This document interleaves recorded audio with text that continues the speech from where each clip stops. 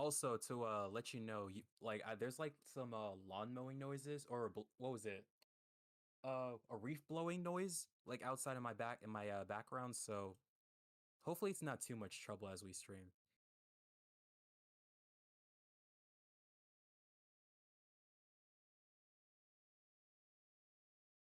Yeah, and also it's like there's like a slight possibility that I might have to get up if somebody's like at the door of my room. So hopefully that won't cause big of an issue.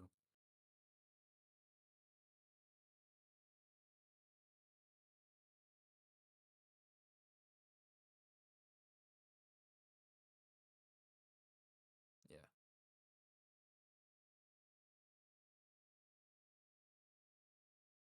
Also, this is the name of my Twitch account.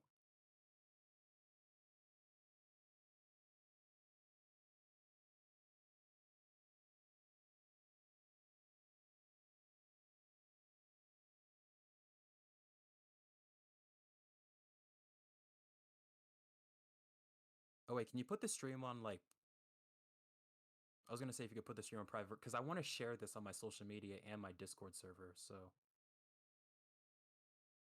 yeah, like can you private it for? Oh, you already no you already did it. Oh shit, never mind.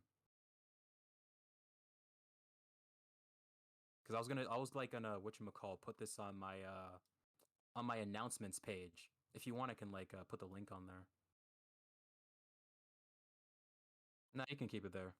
You can keep it there. Yeah.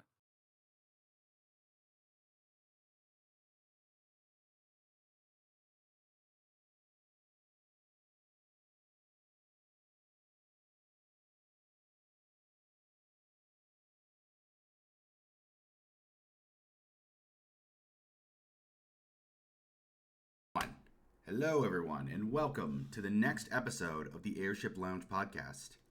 I am your host, Crimson Rosso, and with me, I have a new guest to join us today. Would you like to tell us a bit about yourself? Hey, I'm Code JMANN. But anyway, I'm a recent YouTuber. I've been doing this since 2022, but I recently started getting consistent with it last year in 2024. And I'm a guy who likes to talk about video games, anime, cartoons, and I don't know, man, just life in general. Like, I try to keep it chill on my channel, good vibes, good times, all that kind of stuff. Mm-hmm. Yeah, I met Jay through I believe you and I met through Cyrus Bright collab, right? Yeah, I think it was like I believe it was the games that what was it? Deserve a sequel? No, it wasn't that. It was I, something. If he shows it up in was something. chat, like I'll ask him because Mm-hmm. he would remember more than us. But I remember just when that stream happened, I was just when that collab happened, I was like, okay, I want to follow every person in this collab, and I ended up doing that. And you were one of them. And then I joined your Discord and we started talking in chat. And it's like, man, it's very easy to talk to this guy. And I was like, I kind of Yeah, want to dude. Mhm. No, go right ahead. Yeah, like yeah. When I created my Discord, I wanted as many chill people as possible. And when Crimson came into my chat, when you came to my Discord, man, it's like, dude, you're the exact type of person I really always like want to see coming in my on my server because I love talking to like-minded people who are chill, who have the same interests as I do, and it's like essentially like we were like chilling with each other as if we've been friends our whole lives, and that's Yeah, something I always really value, man. Valent, Valent, yo, hey, welcome to the chat, Valent. Hope that's good. And yeah, like I was always curious about joining your Discord because like I had talked to you maybe a couple times on YouTube, well on Twitter, and I Yeah. was curious on like if that was just Twitter talk, but then like it was just really easy to hang out with you, and I was like, fuck yeah, this dude's cool. And then we were talking in chat one day, and I was like, hey, do you want to come on the podcast? And you said yeah, and then that's how this happened. It's like, yeah, dude. It's like, like being on my guest starring on like a podcast. It's something I really always wanted to do, and hey, might as well start somewhere, especially with a cool guy like you. Thank you, thank you. And one of the main Hmm. things I wanted to talk about in the podcast, mainly because you and I discussed this in a VC chat, Hmm. is the recent reveal because we had a lot of gaming stuff coming out these past few weeks, but one of the biggest pieces of news we had was the death of MULTIVERSUS. My voice is low. Okay, let me. Is that better, Valent? But yes, we had the death of MULTIVERSUS fully ended the service, and we wanted to talk about that more than anything because oof. Yeah, dude. Oh my God, multi like. you have no idea because I want to sort of start at the beginning. When Super Smash Bros. Ultimate ended, right? Like Sora got released, everybody was happy, everybody was doing like their celebration for Smash Brothers, and everybody moved on.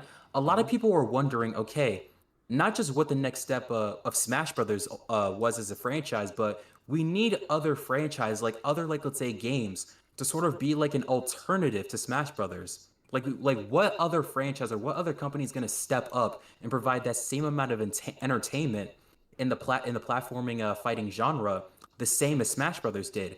And Nickelodeon All Star Brawl, like that was one of them. Mm-hmm. And but what made a lot of people's eyes turn was multiverses, because the fact that it wasn't just limited to Cartoon Network characters. It wasn't just limited to DC characters. It was everything under Warner Brothers. Everything. So when that initial trailer of Multiverses first came out, everybody was excited to see the possibility of where this game was gonna go. Everybody had their eyes on it and such.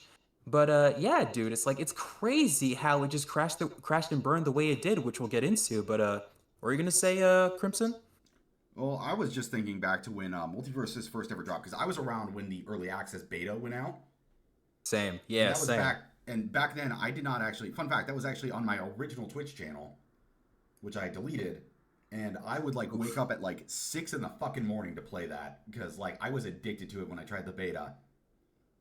I was a filthy Shaggy main, if you were questioning, if you were wondering. And like, man, I Dude, good.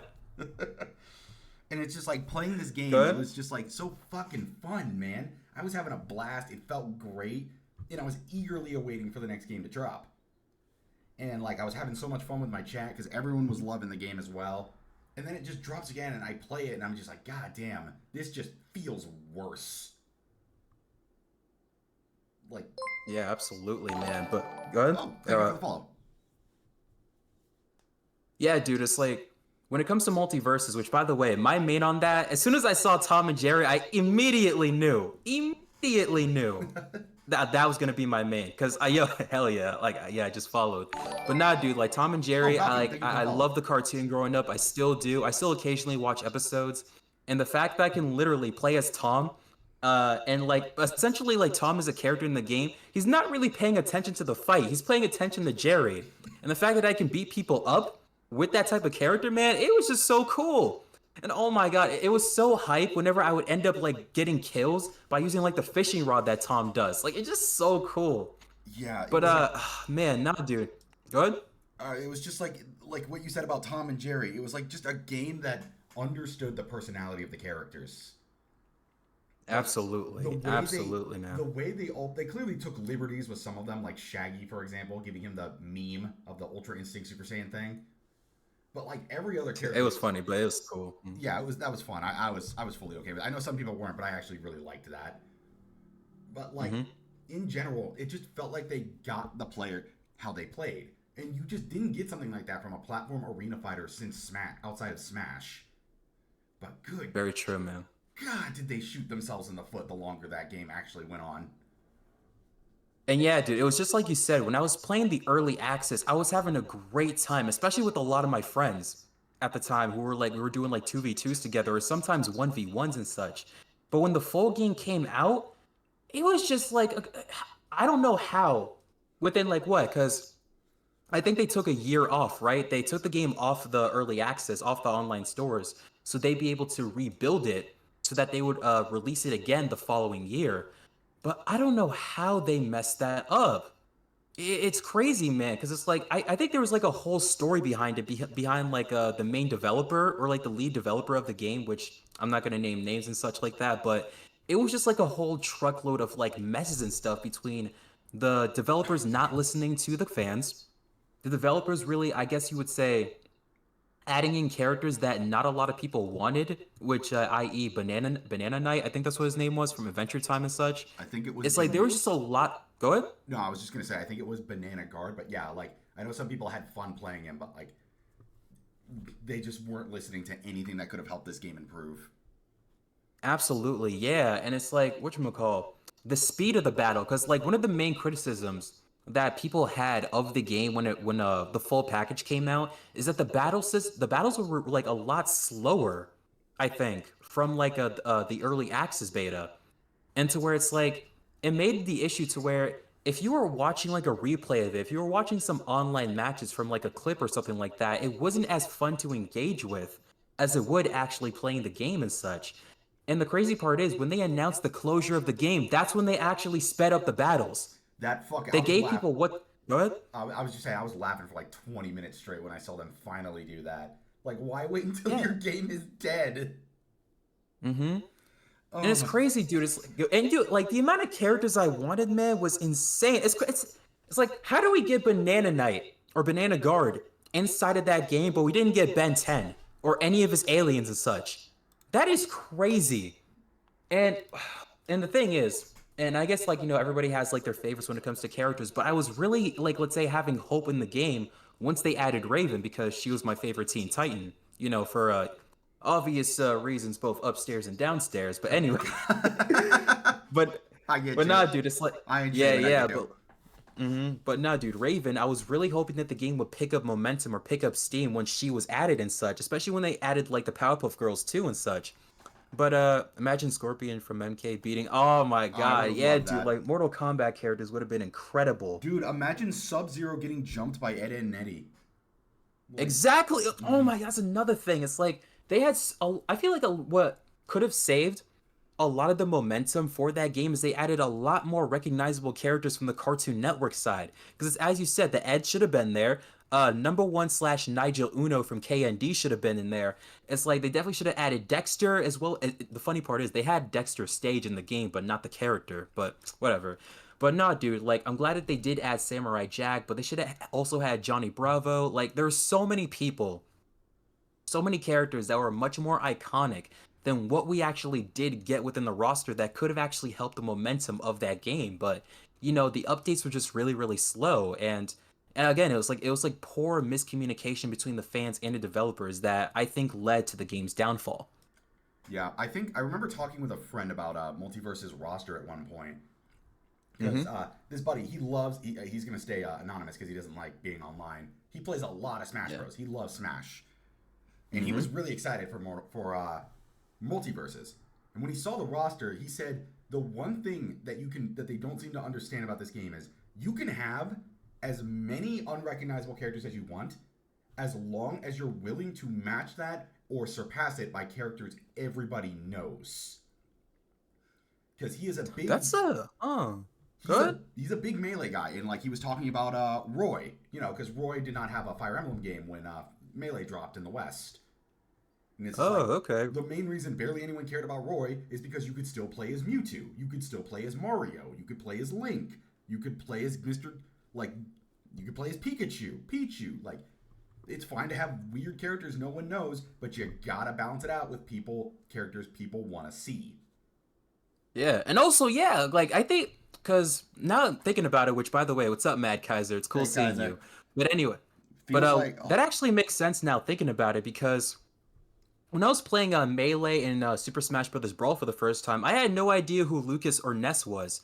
But like because there was a lot more characters that I did know of, like Mario, Link, Kirby, the Pokemons, and things of that nature, it made me much more interested to like branch out and see what these other franchises were like and such like that. Which again, I mentioned Ness, I mentioned Lucas from Earthbound.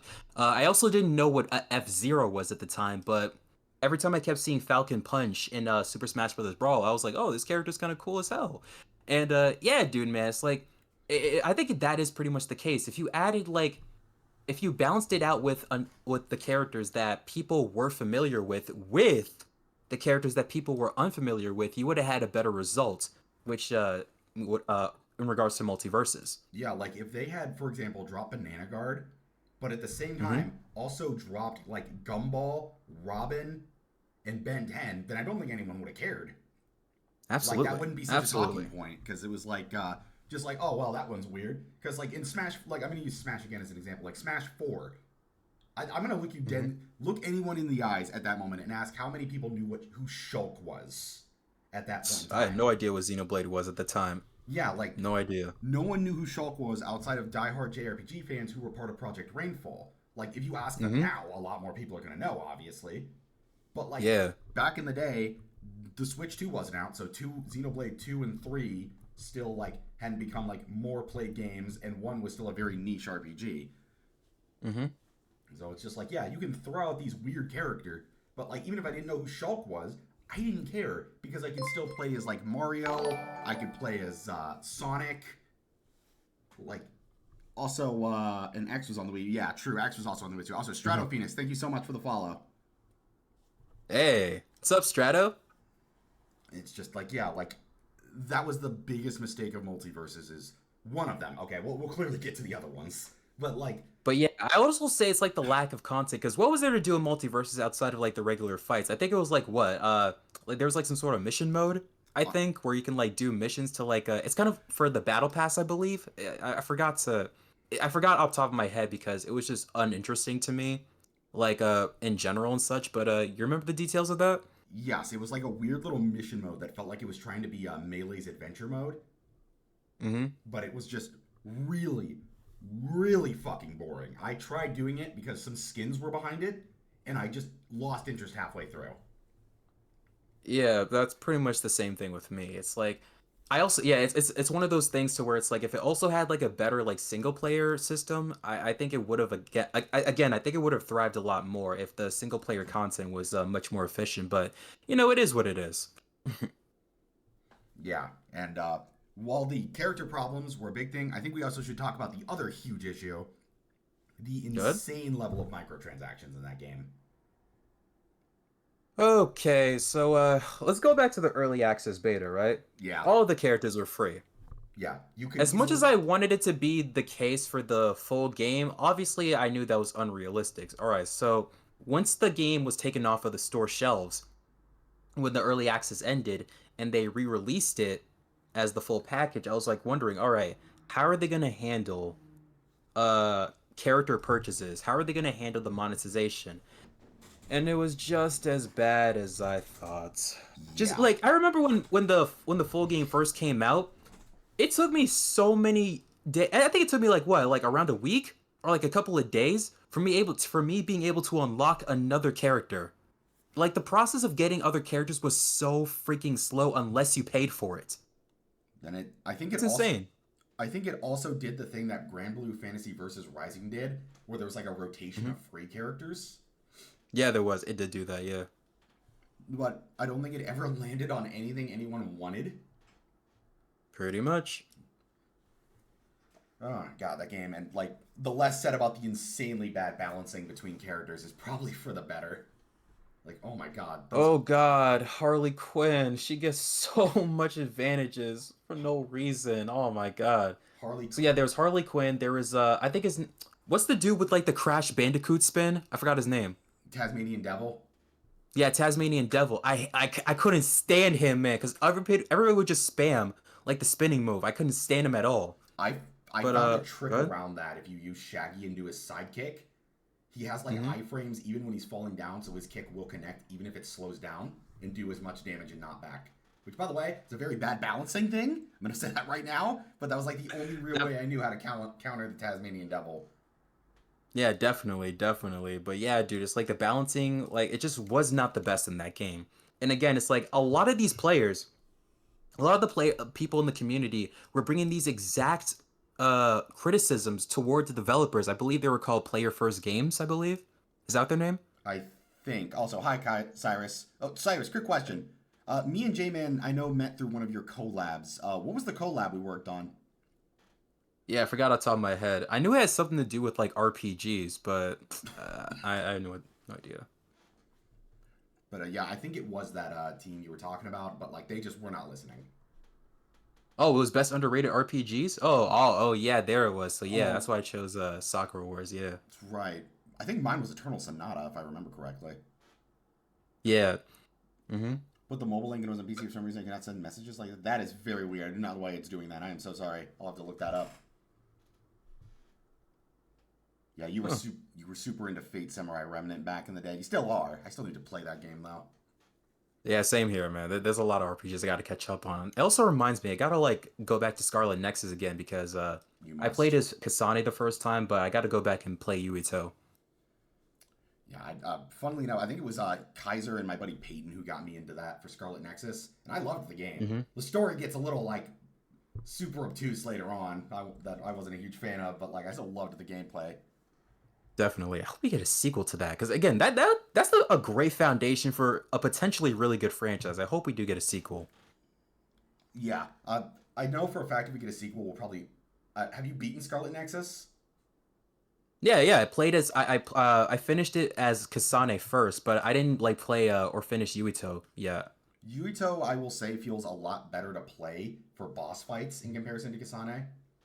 Hmm. Like Kasane, like I think in the video when I was talking about it was made an old RPG and Kaiser, yeah, got me into a lot of stuff, like you said.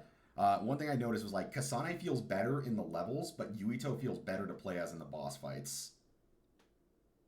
That honestly does make sense because I do remember having a little bit of issue with the boss fights as Kasane, but then again, I thought that was just a skill issue for me. It probably is, but I guess I'll find out when I play Yuito. Yeah, it's a good game, and I'd love to see a sequel. Hmm. Beating the story. But I was gonna say like getting back to multiverses for a bit. It's like I think the main issue, so I guess to cap this off, if you want, is the fact that the game had so much potential. It's like obviously Yeah, games fail a lot, and it's like we've seen this so many times around the industry. But with multiverses, what disappointed a lot of people is that out of anything else, because I know there's been like indie games like Slap City and I keep forgetting the name of this game, but what's the other indie platformer fighter if you know it? uh, Rivals of Ether. Rivals of Aether. I know that one just got a sequel. Oh, it did? Oh, Yeah, I'll check that out sometime. But anyway, yeah, it's like we've had plenty of different like Smash clones from like indie devs and such, but no, it's like multiverses could have been the thing that could have been the biggest like let's say competitor to Smash Brothers. It had the in fact, I'd say it had more potential than Smash Brothers because Nintendo pretty much only had like let's say video game characters and such, right? yeah. With Warner Brothers, with the multiverses, you had everything from comic book to TV shows to animated characters and such. Like the sky was like the sky was the limit with that. Mm-hmm. And the fact that they really like fumbled the ball with the game so hard, it's just really disappointing because you knew it didn't have to come this way if there was a lot better communication between the fans and the developers. But it is what it is, man. Yeah, it kind of reminds me of the death of Fusion Fall, whereas like there was so much you could have done with Fusion Fall, but they just didn't have enough. Like they didn't know how to capitalize on it.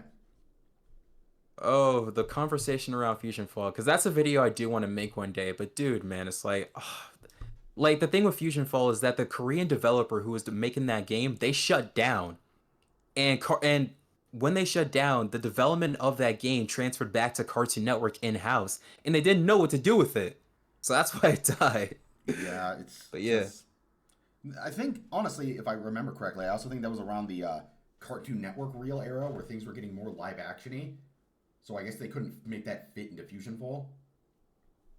Yeah, like Fusion Fall came out in 2009, I believe, and that was when they no. Yeah, 2008 was when they started the CN real stuff with like Destroy Build Destroy, Dude What Would Happen, Bobby Says, Hole in the Wall, Level Up, all that kind of stuff. I can't believe I remembered the names of those shows. But anyway, Out of Jimmy's Head, etc. Mm-hmm. And Oh God, out of and I Jimmy's think head. wait, what were you saying? Just out of Jimmy's head. I remember just watching the movie. Funny enough, that and Level Up, I caught the movies of like when they first ever premiered. Same, bro. Oh my god. And I thought Level Up was gonna be cool at first because hey, it's like you're going inside of a video game, you have video game weapons. I thought this was gonna be cool, but then the TV show came out and I was like, oh. At least the movie was halfway decent. Like, I'll take Hmm. that. Like, But yeah, dude, is whatchamacall. Fusion Fall ended in thank you, 2012. Alan. And and yeah, dude, it's like you can tell it's like Cartoon Network just was just not really like let's say efficient enough when it comes to prioritizing how they were delivering the content with that game.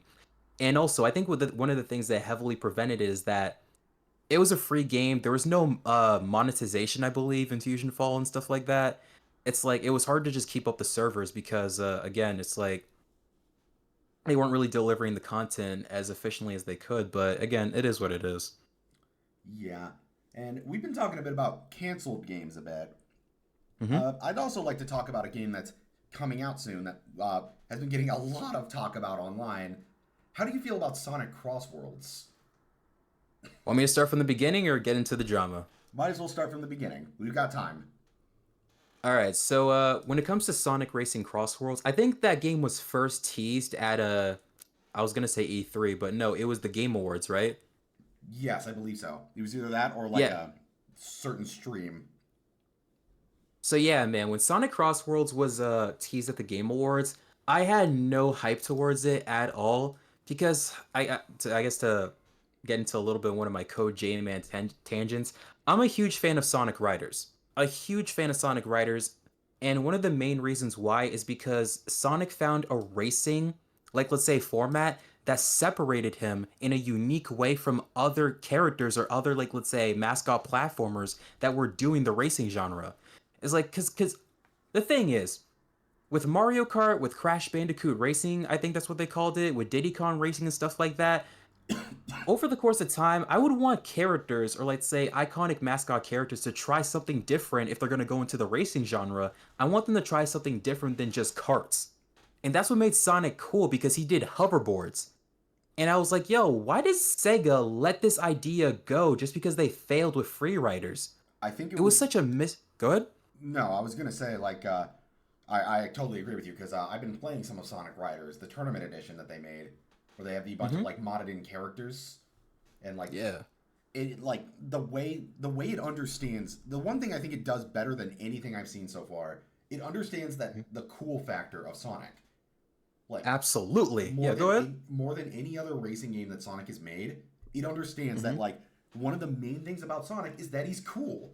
Like Mario, for Hmm. example, is a fun, jovial guy, so karts make sense. Like Hmm. Mario's like a fun, whimsical series, so karts, like something silly like karts, works a lot better. But like Sonic is like the coolest dude around, so like badass gears and grinding on air itself fucking fits that guy perfectly.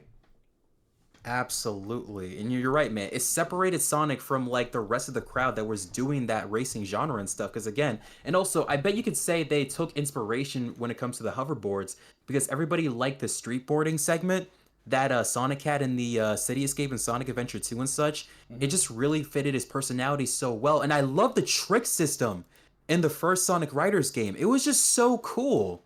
But anyway. So either way, man, it's like we haven't had a Sonic Riders game since 2010, I believe.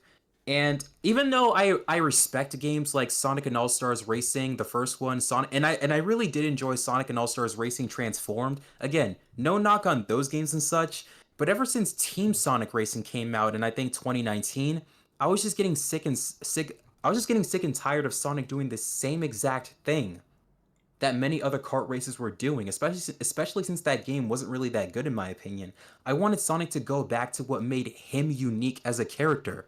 I really wanted Sega to give Riders another shot, but when they actually came out with the teaser of Sonic Crossworlds, I was like, alright, whatever. But then Yeah. the full trailer, then a couple months later, the full trailer came out. Did you want to say something, by the way? I No, know I I'm was going on agreeing like a with you. tangent. Sorry, you've got to. Yeah, I want to make sure because I don't want to like lead this conversation. Oh, it's Anyway. I'm absolutely fine. Like, again, I want to hear your full opinions on this. But yeah, dude, when a couple months later, I forgot what month this was, but months later when they came out with the full trailer of Sonic Crossworlds, I think this was at a Summer Games Fest, if I believe. Correct me if I'm wrong. I could check Holy really quickly. crap. Oh my god, I've never been that excited for a racing game in a long time. Oh, it was a state of play. Oh, thanks, Matt Kaiser. Yeah, Oh, it was a state I've of play. That's never right. been that. Wait, what was it? No, I was agreeing with you. Sorry. I was just like, yeah, that's Yeah, right. It was a state of play while I was looking it up. All right, we got Kaiser here as our info man. yeah. Thank you so much, Kaiser. He's got Thanks a for better, correcting me. he's got a But better anyway, memory than both of no. us. Holy crap, when I saw the gameplay for Sonic Racing Cross Worlds, it literally blew all of my expectations out of the water. Because I had no idea. Because, yo, not only was the actual racing a lot faster, but no, they added the trick system back. It's not the same thing as Riders, but no, the trick system looks cool and such like that. The stages looked amazing. And yo, and that's the thing. Oh, I forgot to mention this. I literally forgot to mention this. Hey, Joey. Before Sonic Racing Cross Worlds like was first shown off in the first trailer, leaks came out. It got leaked that whatchamacallit Jet was gonna come back in the game, and the Extreme Gears from Riders was coming out. It was a leak, but nobody knew if it was real or not. Nobody knew if it was real or not. So when it was actually shown that Extreme Gears was gonna be a thing, in Sonic Racing Cross World, that blew my underpants off. Referencing Drake and Josh for a sec. But anyway, I love Drake and Josh. but anyway, no, dude, that blew my mind. That they actually was revisiting their history. Yeah, it's not a writer's game, but they're paying homage to the writer series because they know the fans like it. And once they actually did show off gameplay, I think this is the most competitive out of like the Sonic racing games that we've ever seen. I think it's way more competitive. It's much more fast. It's much more frantic than we've seen of any Sonic racing game before this, outside of the Riders games and such. And I was like, no, now I'm gonna give this game a chance. And also, they added this new function to where, if I can sum it up correctly, if you're in the lead, right, in a particular spot of the racing track, you can actually choose like you get like two options, I think, of like what stage or what stage theme the rest of the stage is gonna like mold into. Like if you want to go to a dinosaur theme stage from I think Sonic and the Secret Rings, you can go and do that. If you want to go to like what you call a broken like pirate ship, I believe.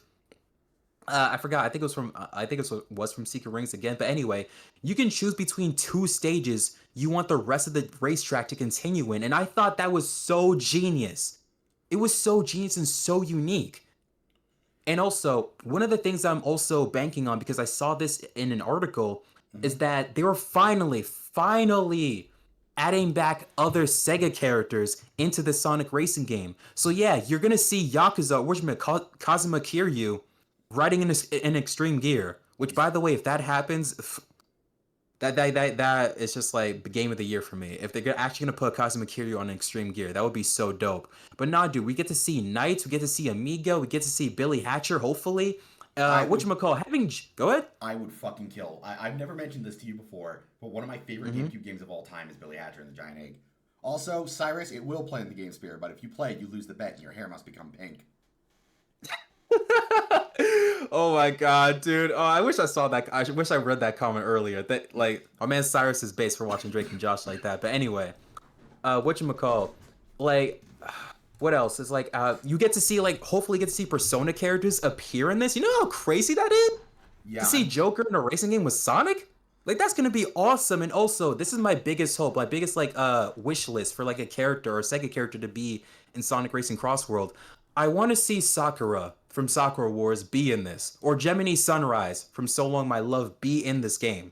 It's probably not going to happen because, you know, it's a little bit too niche, but we did get that 2019 reboot game a couple years ago. But anyway, I really hope they add in a lot of characters from Sega's other franchises in this because that's what I love the most about unlocking like the secret characters and riders and the secret characters in not the secret characters, but having like the characters in general and the first Sonic Racing game and Sonic Racing Transformed. But I know I've been talking a lot, so do you have any comments? so I will say this: I am not as big a Sonic fan as like you or Kaiser, Mm-hmm. but every time I see footage of that game, it does look very interesting. Because I played, as I said, I played Sonic Riders when I was younger. I played the Tournament Edition ROM hack they made, and I played Sonic Racing on the DS. And like after that, I'd never touched another Sonic game, like racing one at least. I played a decent amount of Sonic games. And when I saw that Cross Worlds, like it looked great, it looked like it was a lot of fun. I actually contemplated getting it, and I'm still on the fence of if I want to get it or not. But from what I've seen, it does look like it's going to be fun. Yeah, dude, but the thing that kind of sucked about it is that when they did like the beta for it, I hope no other Sega doesn't do this again, but I hate that it was PS5 only when it comes to the beta because I wanted to try that game out so badly, but I don't have a PS5 on me currently, but Yeah, not go ahead. it's just yeah, I'm agreeing because I didn't have my PS5 anymore by then. I sold it, Oof. so it was just like very weird. It was only on PS5. I know my buddies got to play it and they loved it. So like I heard a Hmm. lot of glowing positive reviews about that game from my friends. Just kind of wish I got to Yeah, try it dude. myself. And also, dude, the music. Oh, I was listening to some of the soundtrack. I try not to spoil myself on stuff like this because I like to go into games blind. But no, dude, the soundtrack. It's like all the sound effects, man. It's like it has a lot of that Sega flair. It's kind of like what you call a semblance of like old school Sega from like the early 2000s, early to mid 2000s, 90s, and stuff like that. To where Sega is really going all out and bringing back the golden era of why people love Sega in the first place. And I was like, no, dude, this racing game could easily be really, really big. I'm not gonna like compare it to like Mario Kart World since I know that's something a lot of people want to do. I'm not sure if that's something you want to do, but when it comes to a standalone racing game, I think this game really has a lot of potential, and I'm really excited for it. Yeah, and as you can probably tell, and as many people probably tell, because it's a Sonic game, it also comes with controversy, with a lot of with Hmm. people downplaying. So I think we should probably talk about that now. Yeah, Ooh so boy, the Doom posting I've seen about this game is on another fucking level. Like, hmm holy shit, it's gotten to a point where no joke, I have seen Mario fans telling Sonic fans to be excited. yeah, that's how you know it's ironic, man. Because like, well, Mario fans are like conditioned because they always get good games and such, unlike with Sonic. So it's like, I'm sorry, us upper class Mario fans get nothing but nines and oh my god, eights. You Sonic fans get yeah. pitiful fives. Hmm. Instead of So oh jeez. so yeah, let's talk about that controversy. It's the one with Jet, I believe, right? Or the There Extreme were Gears. there were a couple. I think one of them was the trick system that they had introduced. Did not look Hmm. as impressive as it used to be, and a lot of people were not fans of that. Yeah. Now, the thing about the trick system, let's go back to Riders for a bit. Oh All right. yeah, I remember. I also made like a social media tweet about this, which I guess I'll talk about in a few seconds. But anyway, the thing I liked about the trick system in Sonic Riders, right, Mm-hmm. is because yeah, even though it wasn't properly explained to you, if you're a first-time player of Riders and such like that, a lot about the game isn't properly explained, which is why it has a pretty big learning curve. But yeah, the thing about I loved about the trick system is that you'll fail a couple of times. Yeah, you'll fall like let's say off balance once you're like doing your air tricks and such, but once you get the hang of it and once you get it, it's so rewarding. It's very, very rewarding to play.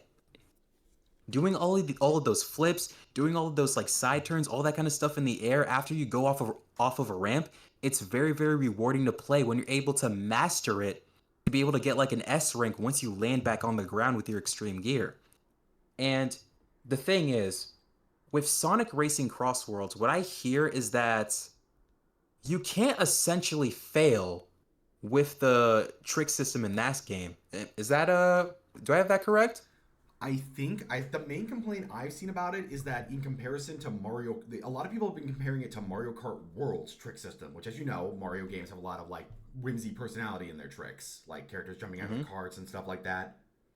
Yeah, Because you know they're more cartoony than Sonic is. Sonic's more like shonen than Mario, pretty much, and yeah. I think a lot of people were like not happy that they Mario had that level of detail and Sonic Cross Worlds didn't. Hmm. I think that's the main complaint It's here is because they want Mario is coming out and it has a lot more like detail into like its movement system and stuff. I guess also its movement system was a complaint because Mario like if none of you have kept up with Mario Kart World because you're not the you didn't get Mario autism like I did. Uh, hmm like Mario Kart World introduces like grinding on rails and bouncing off walls and tracks. Yep. Like it's more trick based in World, and a lot of people are wondering why Sonic Cross World isn't doing something like that and calling it inferior.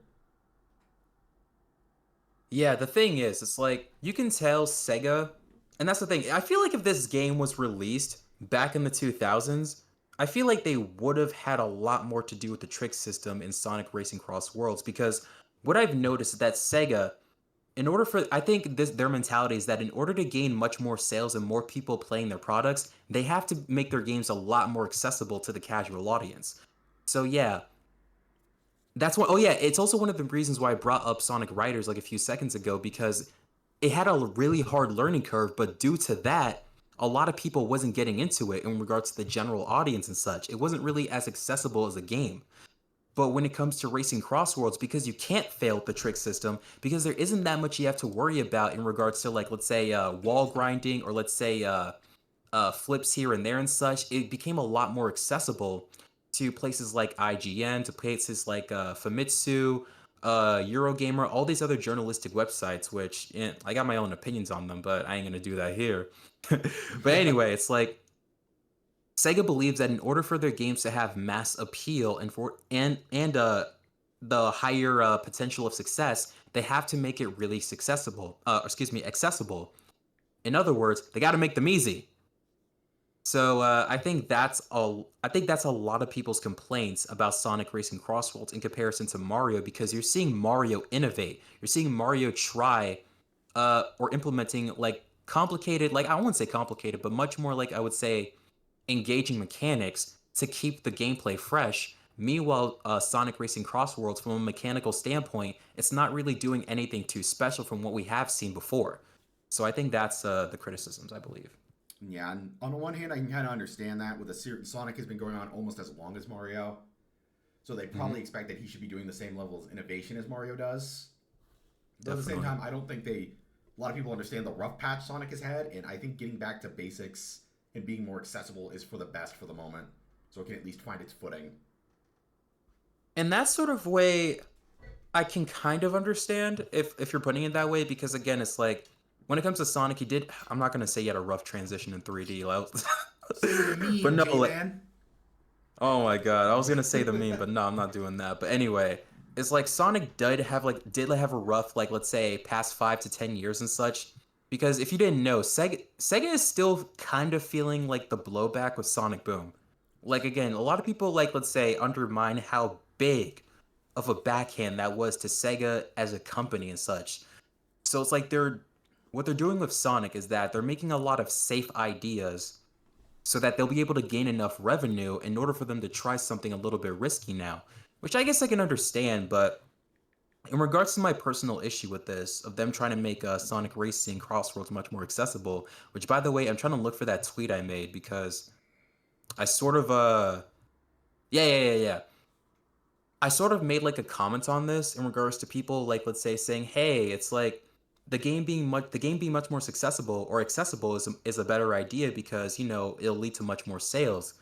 And I said, "Hey, while I respect this perspective, seeing statements like this really makes me realize that gamers, in my opinion, are severely afraid to be challenged.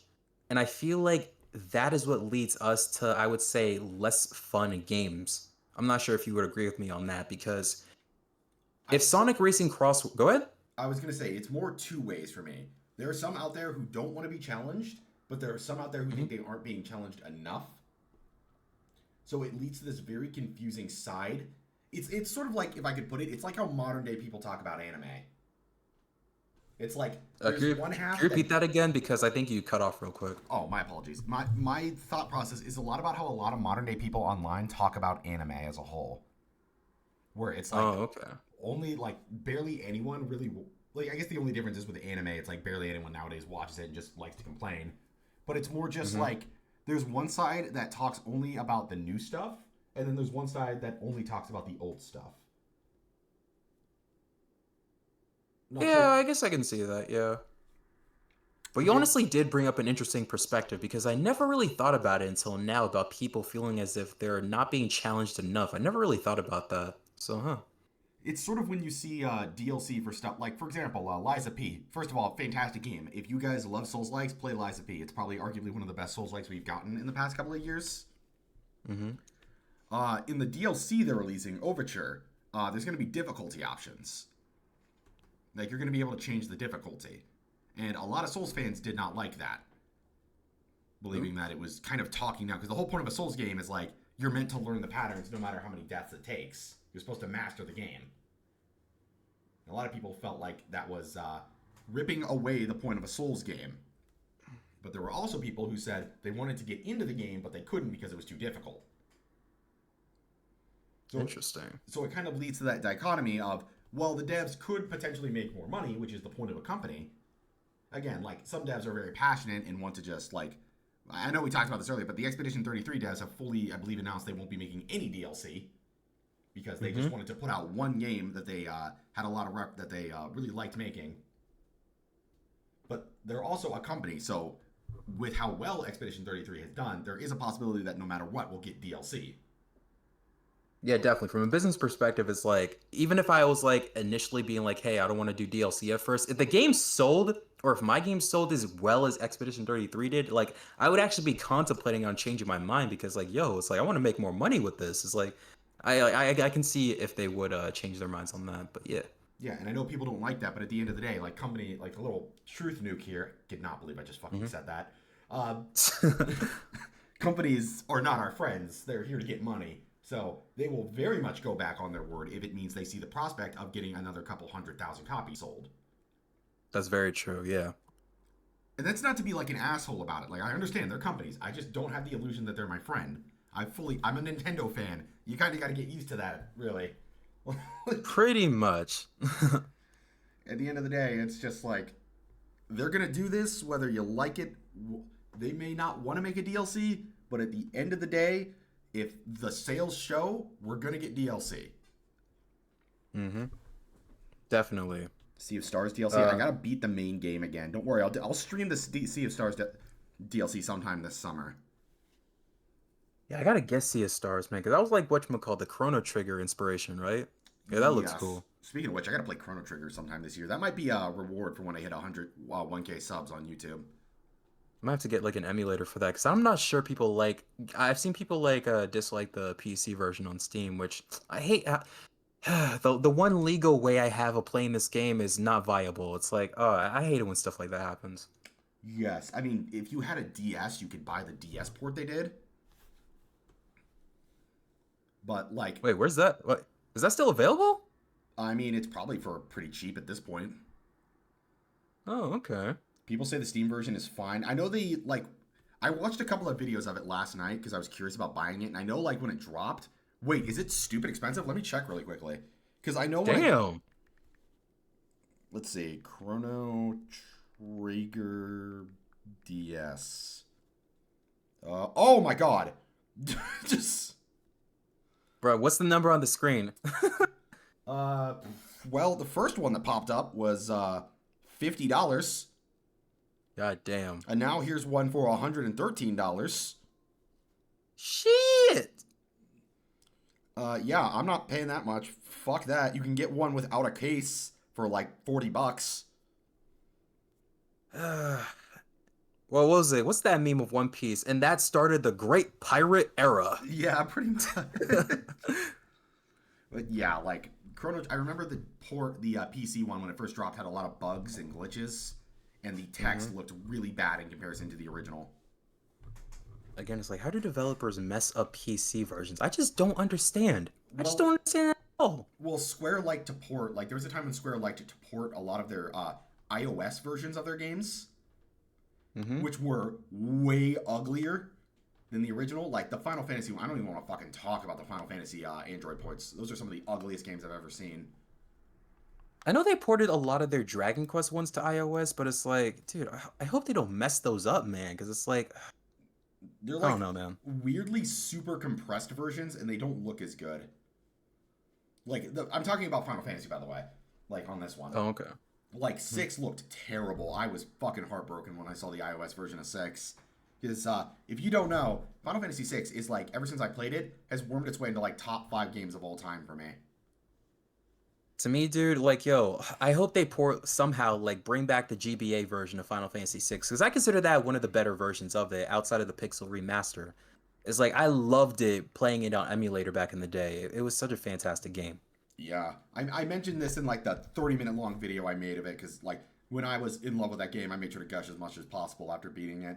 But like I was very Mm-hmm. much contemplating putting that in my top 5 after I was done because it was a fucking Yeah. masterpiece. I loved Final Fantasy 6. Mm-hmm. My girl Tara Brandford in Kefka. Arguably some of the best characters they've ever made. Like I can say that for pretty much every character in that game. Mm-hmm. Still so But yeah, bummed. dude, what were good? I'm still so bummed we've only gotten like the GBA and the Pixel remaster because I would have killed to get a PSP remake version of that. Mm-hmm. Absolutely. Like, oh my God. And that's one of the things that people were like kind of like hoping for, that we would get like a remake of Final Fantasy VI.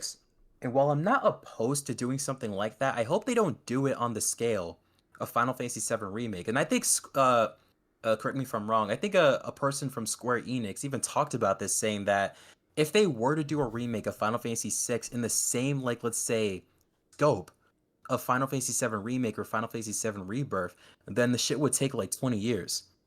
20 years. And I'm like, nah, dude. It's like, oh, Kitase said it? Yeah. So it's like, what I really hope is that if we do get a remake of Final Fantasy VI, I want it to be done in a way of like Trials of Mana, if you ever played that. I do plan to play the remake. I've been playing through Secrets of Mana right now, and I'm nearly about to throw my fucking Switch out the window with that fucking game. Like, I hate that game with a burning passion. Like, Dude, maybe you should play that with friends, man. Like I hear it's because I hear that used to be a really, really good title to play with, like let's say couch co-op, man. if I had a choice, I don't even think it would be then because like even outside of that, there's just so much in that game that makes me mad. like, Mhm. like I have never seen a game just actively piss me off as much as Secrets of Mana has. Yeah. And Cyrus Bryce say, do you see how long the 7 remake has taken? Yeah, dude. And it's like the thing is, and I don't want to like get too much into 7 Rebirth because it's not a review on it. But the thing is that kind of like let's say disappointed me about 7 Rebirth is that the game is like artificially long. It's artificially long because the actual main story itself is not that long at all. And actually, in some ways, it's actually kind of short. But the reason why the game is as long as it is because they artificially extended the gameplay time by putting in a lot of different fetch quests and such. It's like, dude, and that's one of the things I don't want remakes to continuously do and such, and especially in the case with the Final Fantasy VI, as we were just talking about. I want a simple, like small scale remake that's in the line of Trials of Mana, to where they don't spend as much resources on the graphics and instead put it a lot more towards art style. And I feel like that's what made Trials of Mana so cool to me. Even though I never played the original, the game, like let's say, made me a lot happier as a gamer because it felt like a video game. And because they had like a much smaller budget compared to something like Rebirth, it's like we got a much better experience out of it, both gameplay wise and visually. But yeah. Yeah, I'm definitely going to get around to the Mono remake since I'm going through all of them for YouTube videos. Mm-hmm. You know, maybe the trials. I mean, yeah, I know you were a really big fan because Kaiser was playing through the Mono games to get excited for Visions, and Yeah, dude. Oh, I still haven't played Visions of Mana, and I want to, man, but not doing like strapped for cash right now, and I wouldn't have the time. if it was on sale, I'd definitely gift you it. But like, it is not. It's still, I think, full on $70. Ouch. Which I guess, like, considering the fact that the devs are like, it's one of those things to where it's like, even though I don't like the fact that gaming nowadays is now $70, like, come on, man, I'd rather pay a phone bill than just freaking pay for a video game with $70. This is like Trials of Mana or Visions of Mana is one of those games to where it's like because the developers did such a great job and it made such a great product that made me as a fan happy. Yeah, I'll happily give them that $70 because I want to see them supported and such. Yeah, it's just that's definitely another conversation we'd have to have. I'd love to have that with a lot more people, just the state of the gaming industry, but like that would Mm-hmm. require a lot more people in chat, honestly. Yeah, definitely, definitely. But what were you talking about before again in regards to racing cross worlds? If you want to get back to that. Oh yeah, we should probably we got super off track, but it's fine. Uh, Mm-hmm. in terms of racing, I'm trying to remember. One thing I know about Racing Crossworlds is apparently it's been leaked that like SpongeBob and TMNT are coming to the game. So Excusez-moi. yeah, apparently there was a leak that SpongeBob and the Teenage Mutant Ninja Turtles are going to be in Crossworlds. So that's got me thinking that maybe the Crossworlds thing isn't just Sega stuff. We're going to get other IPs into the game as well.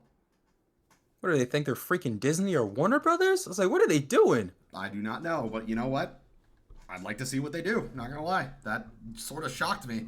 But I also love TMNT and Nickelodeon, so I need to see this and oh, I'm gonna be honest. Like I should realize I shouldn't be that shocked if it does happen because we did get whatchamacall, Wreck-It Ralph and Racing Transform, which I don't know how that happened by the way, and we did get Danica Patrick for whatever reason from like real life NASCAR and Racing Transformed. I was like, okay, she's just here too, and it's like honestly, so like SpongeBob and the TMNT, it's like it's not out of the realm of possibility, I guess, since we did get them. yeah, it's very much something that could possibly happen. But Mm-hmm. like again, I said leak, so it might just be bullshit for all I Yeah, but know. SpongeBob racing with Sonic the Hedgehog. Oh my God, what is the world coming down to? But Look, yeah, dude. Did you want to talk about the thing that people were having issues with in regards to Jet and the Extreme Gears, like being I reskins of the carts? I'm gonna have to. Oh yeah, because they don't apparently. I think I remember that that talk because they didn't really seem like they Hmm. played all that differently from the carts was one of the complaints. Yeah. Essentially, it's like the Sega released, like, let's say, a clip of Jet going through a white cave from the original Riders and such like that in Racing Cross Worlds. And a lot of people were having issue with the fact that the extreme gear didn't really function that differently from a cart. It steered the same way as a cart. The trick system is the exact same. It's like everything about the extreme gears is the exact same as a functioning cart, so it is essentially a reskin of a cart. And even though part of me was kind of wishing a tiny bit that they would, like, let's say, differentiate them, at least by a little bit, this was pretty much about what I expected. I don't know what a lot of Sonic fans like were expecting. It's like the Sonic Riders games work entirely different than what you see with Sonic Racing Crossworlds. It would literally be impossible from a video game engine standpoint to make the extreme gears function the way that they did in Riders. So I don't know what the fuss is all about. I think a lot of people were expecting, like, because Mario Kart World is also coming out around that time. Crossworlds is, right? Yeah. So I think, Wait. We don't have a release date for Crossworlds. I should mention that. all right, that makes sense. I think it's because they're coming out at relatively the same time frame. They expect it to have the level of quality Worlds has. Like, I think that's one of the main things that gets it so much shit is because of that, infamous interview about how they wanted Sonic to surpass Mario. Wait, when was that? Wait, when was that? When was it? The infamous interview, like a few years back. I think this was like a year after. I think that was after Superstars came out. One of them was like they wanted to one day make Sonic Mario's rival again. So Oh boy, Sega. they wanted Like that's the Sega thing. It go ahead. like they wanted Sonic to finally get to the level of quality of Mario and surpass him, and like basically have the rivalry restart like it was in the '90s. I'm gonna be honest, dude. As much as I would want something like that to happen, that ship has long since sailed, man. They should really move on. Like them reaching for higher quality and using Mario as a metric. That is good. That I do appreciate. But them literally wanting to having Sonic go against Mario again, like it's the '90s. It's like, nah, man. I just think it's unrealistic at this point. Cause that's the thing. It's like Excuse even me. though they regained some of my trust with Shadow Generations, man, they still got a long way to go in order for me to fully have confidence in them saying, yeah, you know what, Sonic is going to be on the same level in the same plane as Mario again. It's like, nah, dude, it's a long hill battle that I just, in my opinion, don't think they're ever going to achieve. Yeah, I think it's possible for them to start catching up again, Hmm. but they need to have like consistent, consistent levels of quality. Thank you, Cyrus. Just like Yeah. they need at Mhm. least maybe 5 to 10 more years of like consistent games coming out.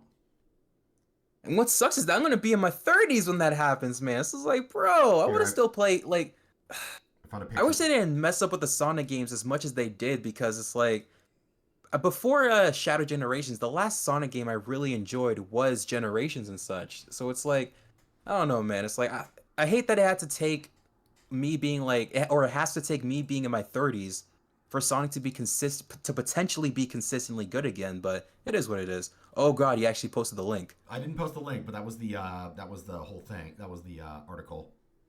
Sega says it wants Sonic to surpass Mario. Like, here's the thing. I think in the movies department, they are better, but again, I don't know. It really depends on how Mario 2 is. I'm a huge fanboy of the first Mario movie, but I can see, yeah. Because I liked Mario 1 more than Sonic 1, but I think Sonic 2 was better than the Mario movie. So, and Sonic 3 was like leagues better. But again, I don't know. Like, Sonic has a long history of like starting to improve dramatically in the eyes of many people, and then something happened that fucking Hiroshima bombs its franchise into near irrelevance, and they're hanging on by a thread. The thing is, when it comes to multimedia, I would say yeah, Sonic, I would say is much more superior to Mario because again, he's so who talks about the Super Mario Brothers Super Show from the '90s anymore? It's like that was a TV show that was for its time. It doesn't really transcend generations like that. It's mostly Meanwhile, just I'm seeing go ahead. it's mostly just a meme generator. I'm agreeing with you. It's mostly just like the memes are more talked about than anything else.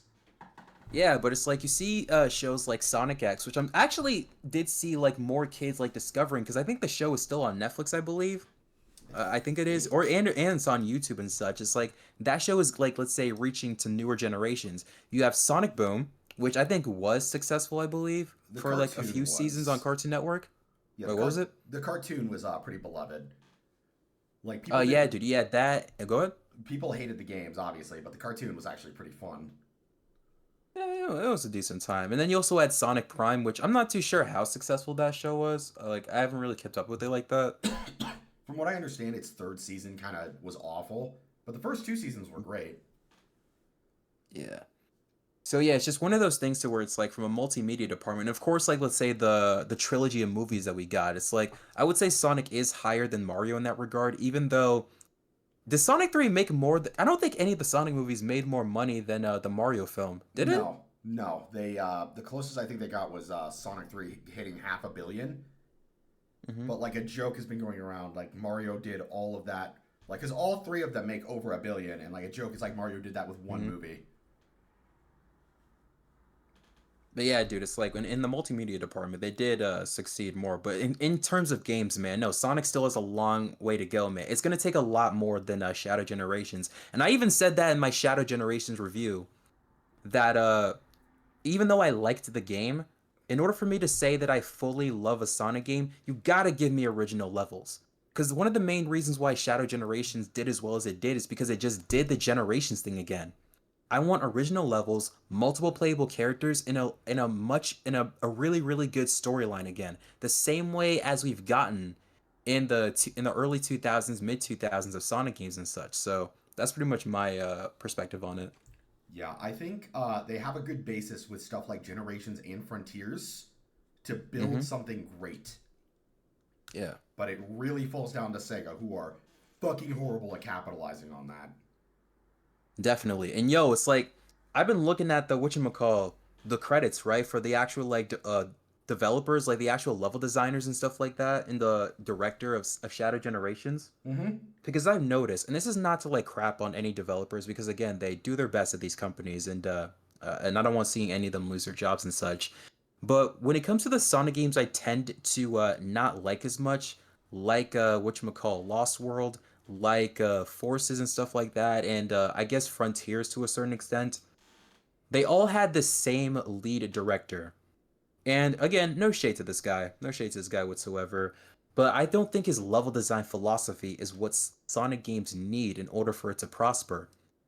But once I looked at the actual director or the level designer of Shadow Generations, it's literally a person who was yeah, it was literally a person who was the one of the level designers of the original Sonic Generations. That's who led the development of Shadow Generations here.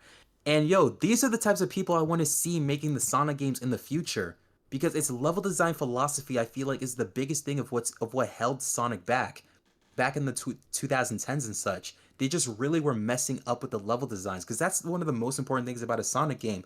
Just having levels in which they're endlessly replayable, endlessly fun to go back to and re-experience all over again and such. So if they just gave us that, they gave us a well-written storyline, which we always did have from the 2000s as such. And again, now that we now that Sega is seemingly becoming much more comfortable with allowing multiple playable characters again with the DLC and Frontiers and of course Shadow Generations, I want to see multiple playable characters in a Sonic game again.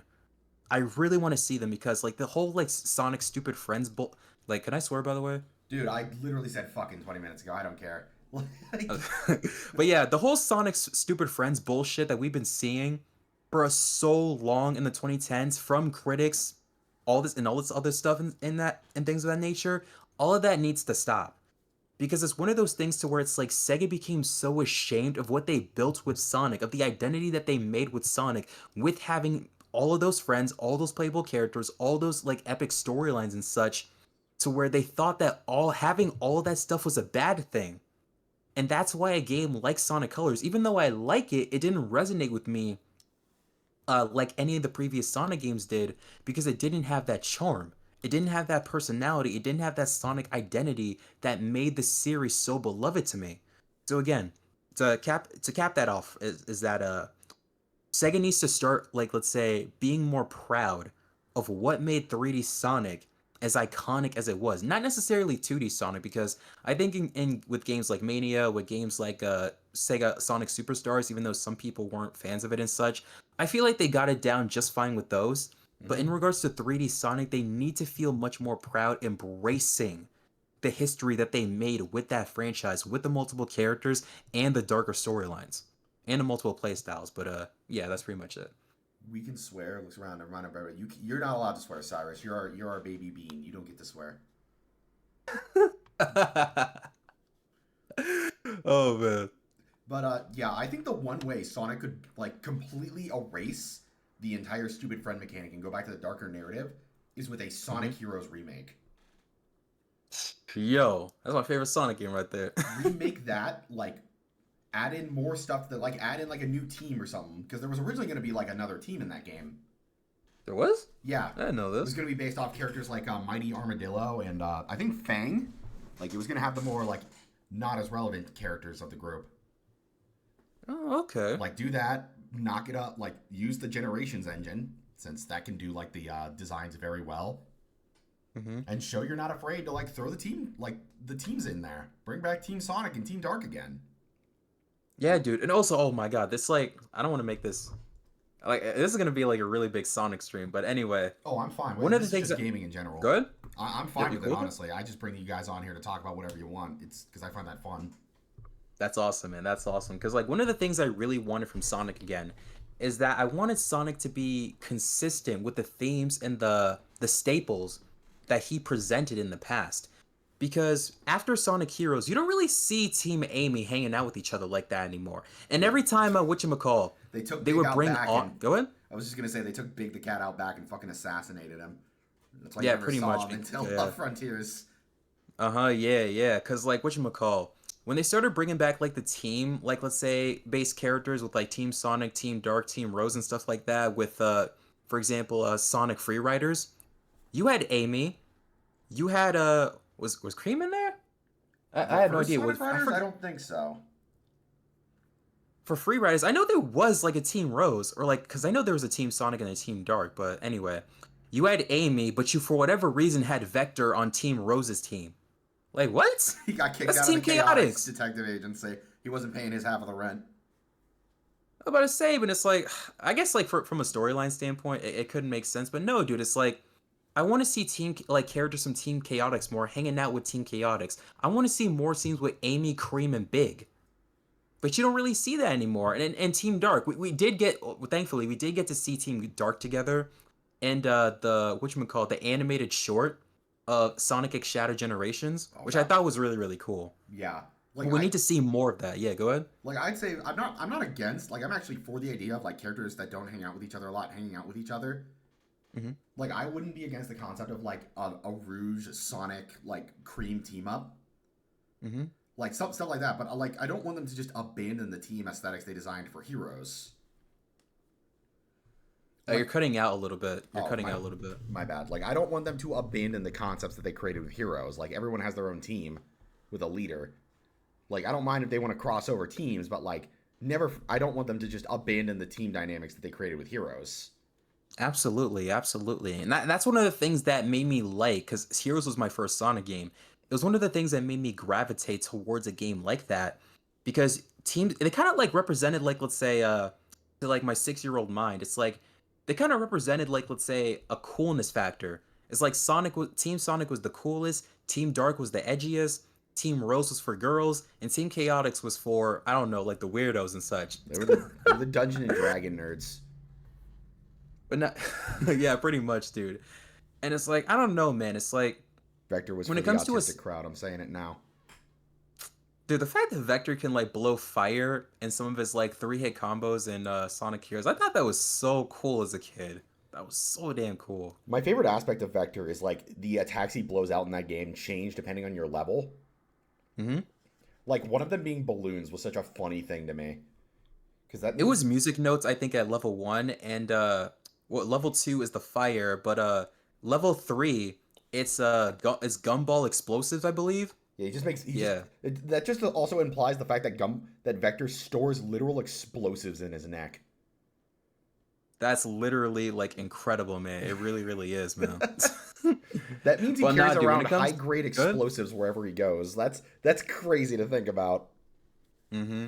But Heroes, dude, a Heroes remake, as much as I would want something like that, literally the little kid in me, like a swirling like vortex of like childhood wonder would explode out of my chest like it's a Katy Perry music video and such. If a Sonic Heroes remake was to be announced, but the thing is, man, they gotta get it right.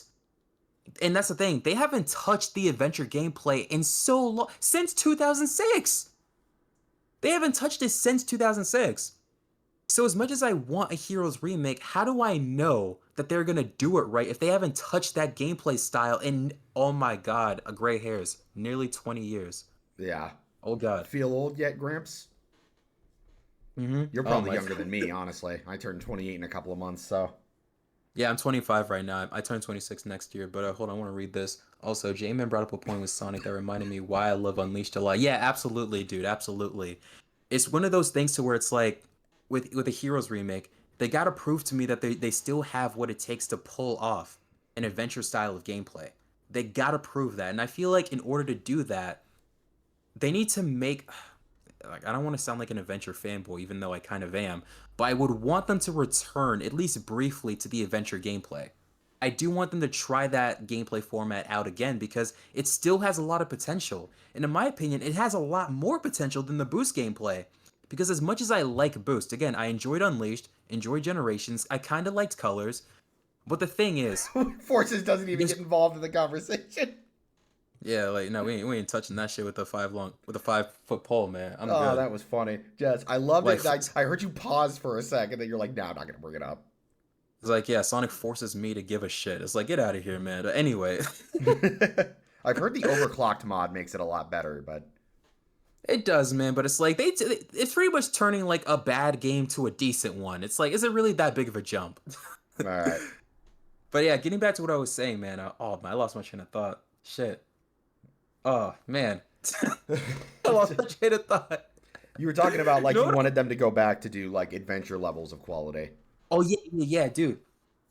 When it comes to the adventure gameplay, it had the thing about the boost gameplay, even though I like it, is that the boost feels like say like it feels restricted in a way because you are essentially going in a straight line, and once you're boosting with Sonic, you don't really have like any control of him whatsoever. It's kind of like a race car in a sense. Mm-hmm. You know what I'm saying? Yeah, I know what It's you're kind of saying. like a yeah, it's kind of like a race car, and it makes for level really difficult because imagine you're a level designer, right? Mm-hmm. And you spent 3 months designing a big level map, level map, only for Sonic to run through that shit in 3 seconds. That's the boost gameplay, and I feel like that's one of the reasons why level design for a long time within like the past few Sonic games have been very difficult because the boost gameplay is just not friendly to develop for. It really isn't. Meanwhile, if you had the adventure gameplay, Sonic is much slower. Yeah, he's much slower, but you can still make him kind of fast. But because of that, Sega can make longer stages again when it comes to Sonic. And I feel like that's what I feel the Sonic franchise needs right now. We need longer stages, and we need Sonic to just slow down. Because we don't need Sonic going at blisteringly, like, let's say, Mach 5, Mach 10 speeds, like, all the time. No, I don't think that's necessary. But it's like, no, with the adventure gameplay, you have much more room and much more potential to make much more dynamic stages because the character himself moves a lot slower. And I feel like in order for, I think in my opinion, the Sonic franchise to be as prominent as it used to be, we need to go back to what makes 3D Sonic as popular as it really started with 1998 Sonic Adventure. And what's really that than the adventure gameplay? Just why not at this point? Yeah. Especially if they are, because I think Takashi Iizuka said that one day he does want to like do Sonic Adventure 3, but it's like no, dude, it's like we don't even know if you can even do Adventure right at this point. But you got to just make another adventure game that isn't called Adventure 3 to just give this series a shot again.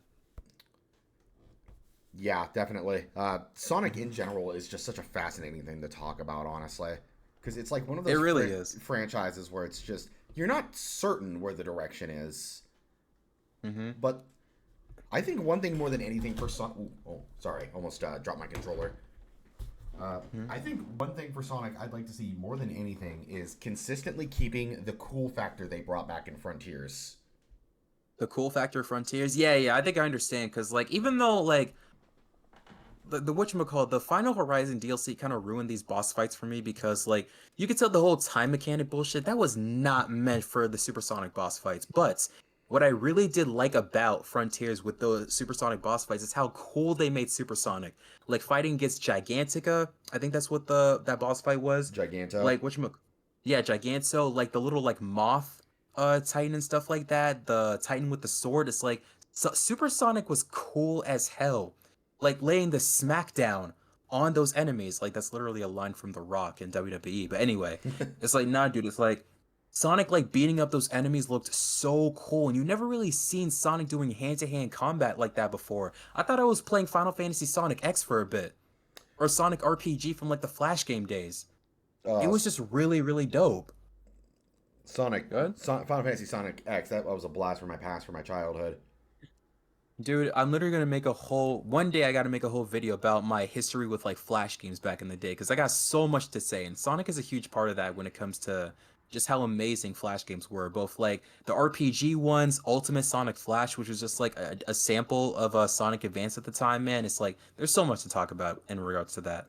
Yeah, such like I was very much a Mario kid, but like that was my main experience to Sonic was Final Fantasy Sonic Adventure. Mm-hmm. Mm-hmm. Those days, I miss Flash. Like, it sucks that Flash, like, as an engine is like gone now. Cause, dude, man, it's like the days of Flash games on the internet. It was just amazing, dude. It really, really was, man. It's like, you have any like I know we're getting off track, but it's like, was there any like particular websites you would go to play a lot of those Flash games? Because I got a couple in my head. Newgrounds in particular Hey, that. was where I found Mhm. a lot of them. Are you familiar with this one called y8.com? I think I went there a couple of times. Yeah, there was that for me and whatchamacall Armored Games. Are you familiar with that? Armor Games, I think so as well. Like I was Yeah, and there was also go ahead. no, I was on a lot of sites when I was younger with that stuff. Yeah, yeah, and it was also this one called the Stick Page, where like all like the Stickman games were, man. I used to love the hell out of that. Yeah, one of Yeah, the my man Cyrus is based. Yeah, go ahead. played a lot of that game on the school computer. Yeah, same. I played a lot of 3 Foot Ninja on the school computers. Mm-hmm. If you guys remember that one, Hell yeah, dude. Oh my God. that and Man, all of the Cartoon Network ones that they had. oh boy, man. That's why I used to love going on the Cartoon Network website because of that, man. Remember like Teen Titans Battle Blitz, if you remember that? I think so. The main one I played was the Billy and Mandy one for the Christmas time, where you had to fight off all the enemies and you can like buy new weapons. Oh yeah, yeah, I remember that too. And also, do you remember like the food fight, the Ed and Eddie food fight one? I If you think remember so. that? Yeah, and what was it? They had this one briefly before they took it off, sometime in the late 2000s. But it was this one from for Foster's Home for Imaginary Friends. It was called the Big Fat Awesome House Party. If you remember that? I remember the Foster's one where you can make your own imaginary friend and you basically Yeah, could. that's what it was. Yeah, the Big Fat Awesome House Party. But it's like, oh my God, it's they say it, they allowed kids to create their own imaginary friends, and if you're able to get like the highest score with your own created imaginary friends, they would literally add your avatar to the show as like a custom made imaginary friend. I was like, that's so cool. Oh, I wish that had happened to me, but like that shit Hmm. was awesome. That was a time to be alive, man. Definitely, man. Especially if you didn't have like a lot of game consoles like I did, but you had like a decent enough PC. It's like that was like one of the most special moments of gaming to me, man. Yeah, that was like I still was able to play. I mostly was a handheld gamer back then. I still kind of am. I prefer handhelds over anything really. Mm-hmm. But like the flash games were just such a great way to spend my weekends when I just didn't have any homework. Yeah, dude. And also, whatchamacall, when you had some like downtime and like computer class and such like that, where the teacher's like, yeah, do what you want, go on whatever website and such like that. Oh man, that definitely took up a lot of my time during that era. It was beautiful. Hmm. Hopefully, one of these days, someone will create a alternate version of that, a Flash, and we can just that will just start happening again.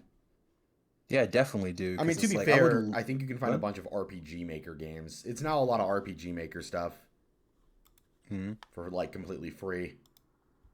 Yeah, and also what a lot of websites started doing is that they created their own, like I would say, app or engine, so that even though the actual like Flash, like let's say, engine is gone, they created their own system to where you can still play their back catalog of browser games on there even without Flash, because that's something that Newgrounds started doing. Because once Flash, like let's say, was was nearing like let's say its end and such, I was wondering, dude, it's like I don't know, man. How are they gonna like preserve all of their games, especially with this one called Newgrounds Rumble? No, I don't think I ever heard of that one. Damn, dude. Oh my God. That was like a sort of like Smash Bros. Of like all the OCs people had of Newgrounds, like Pyko, Salad Fingers, Samurai Asshole, and all that kind of stuff. Oh my God, that name. But anyway, they had like their own engine, right?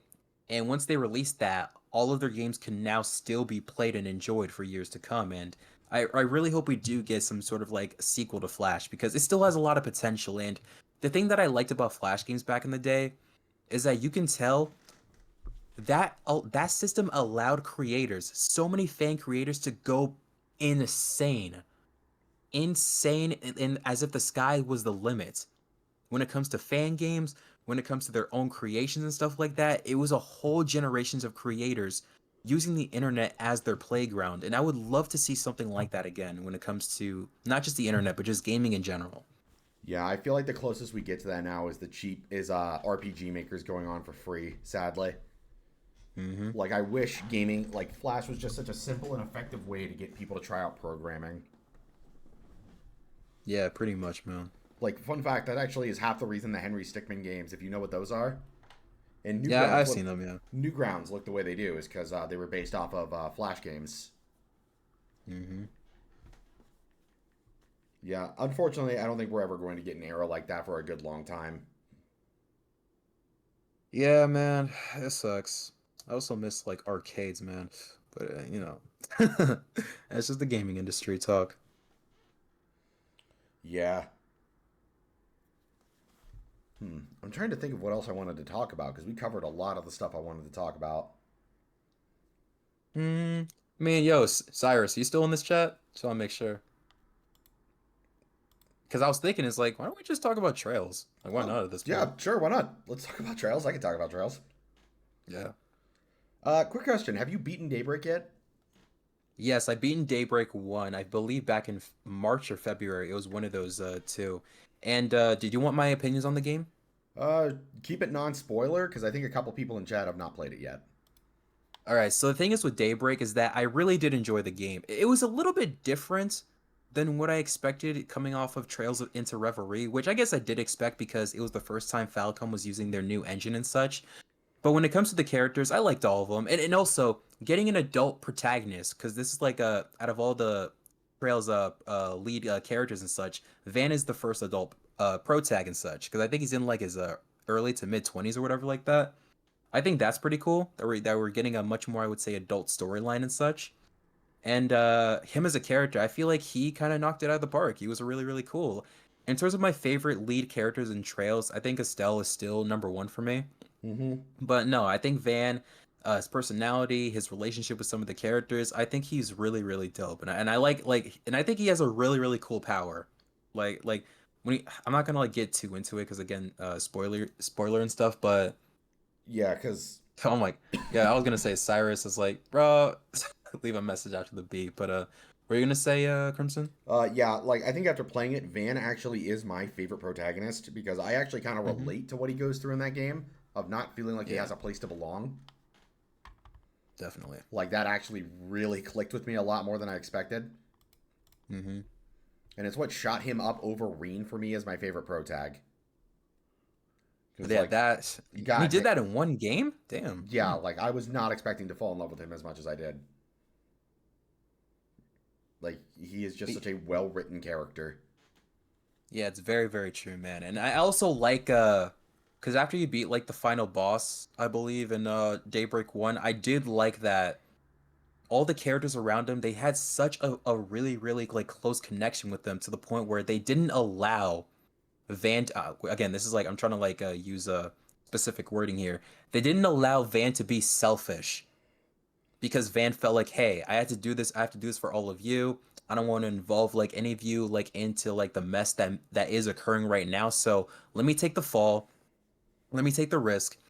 And I'm doing this for the sake of the world and for the sake of you guys. But his friends was like, no, like Van, you can literally have us like assist you bearing your burden and such. It's like you have us. You don't have to do this by yourself. And it's Yeah, like I feel like that was one of the coolest developments I've seen from Daybreak. yeah, I think that's why I loved Arkwright Solutions as much as I did. They were just such Mm-hmm. a well built together team by the end. Definitely. And it's just Van and Aaron are probably my favorite duo in the entire franchise now.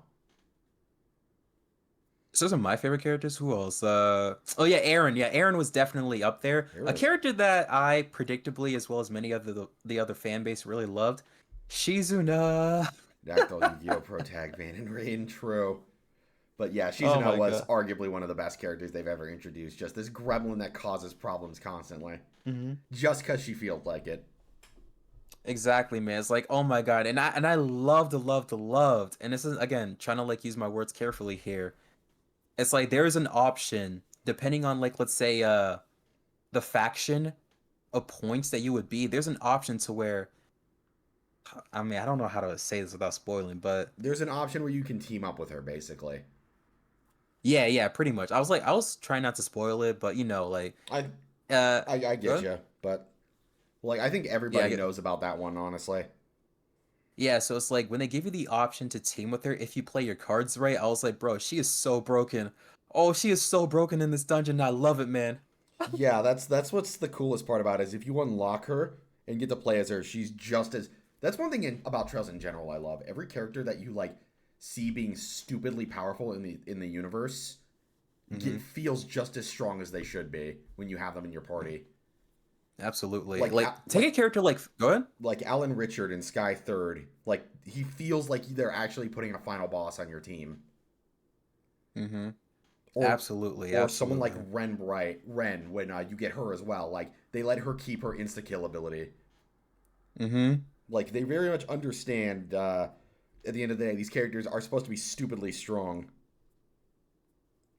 It's absolutely, yeah. It's very, very true, man. And yo, there's like what I love about the Trail series the most, and I guess we're getting to like the overall of the actual franchise itself. The gameplay is so rewarding once you know how to take advantage of the mechanics, especially the orbment system. Like I really loved it so much because yo, when I was playing Trails of Cold Steel 1 for the first time, I didn't have a full understanding of it, so the difficulty of the game was kind of high for me. But once I went back and played the Sky games, played the Crossbell games, and of course went back with Trails of Cold Steel 2, 3, 4, and so on. Because I had such a big understanding of the orbment system, I had such an easy and really, really rewarding time fighting all the enemies and all the boss fights. Like take Fee for instance, right? When I Right. knew how to put all of those speed and evade orbments on Fee, as well as the option, right? The orbment to where it's like, yo, if the enemy misses you, and you do a counterattack, you get an what was it? You get an automatic like critical hit. An automatic critical hit from Fee, right? It's like, yo, I made Fee so broken for me that to the point where she always was on my team. And it made boss fights a cinch because I was like, yo, Fee, go to the boss.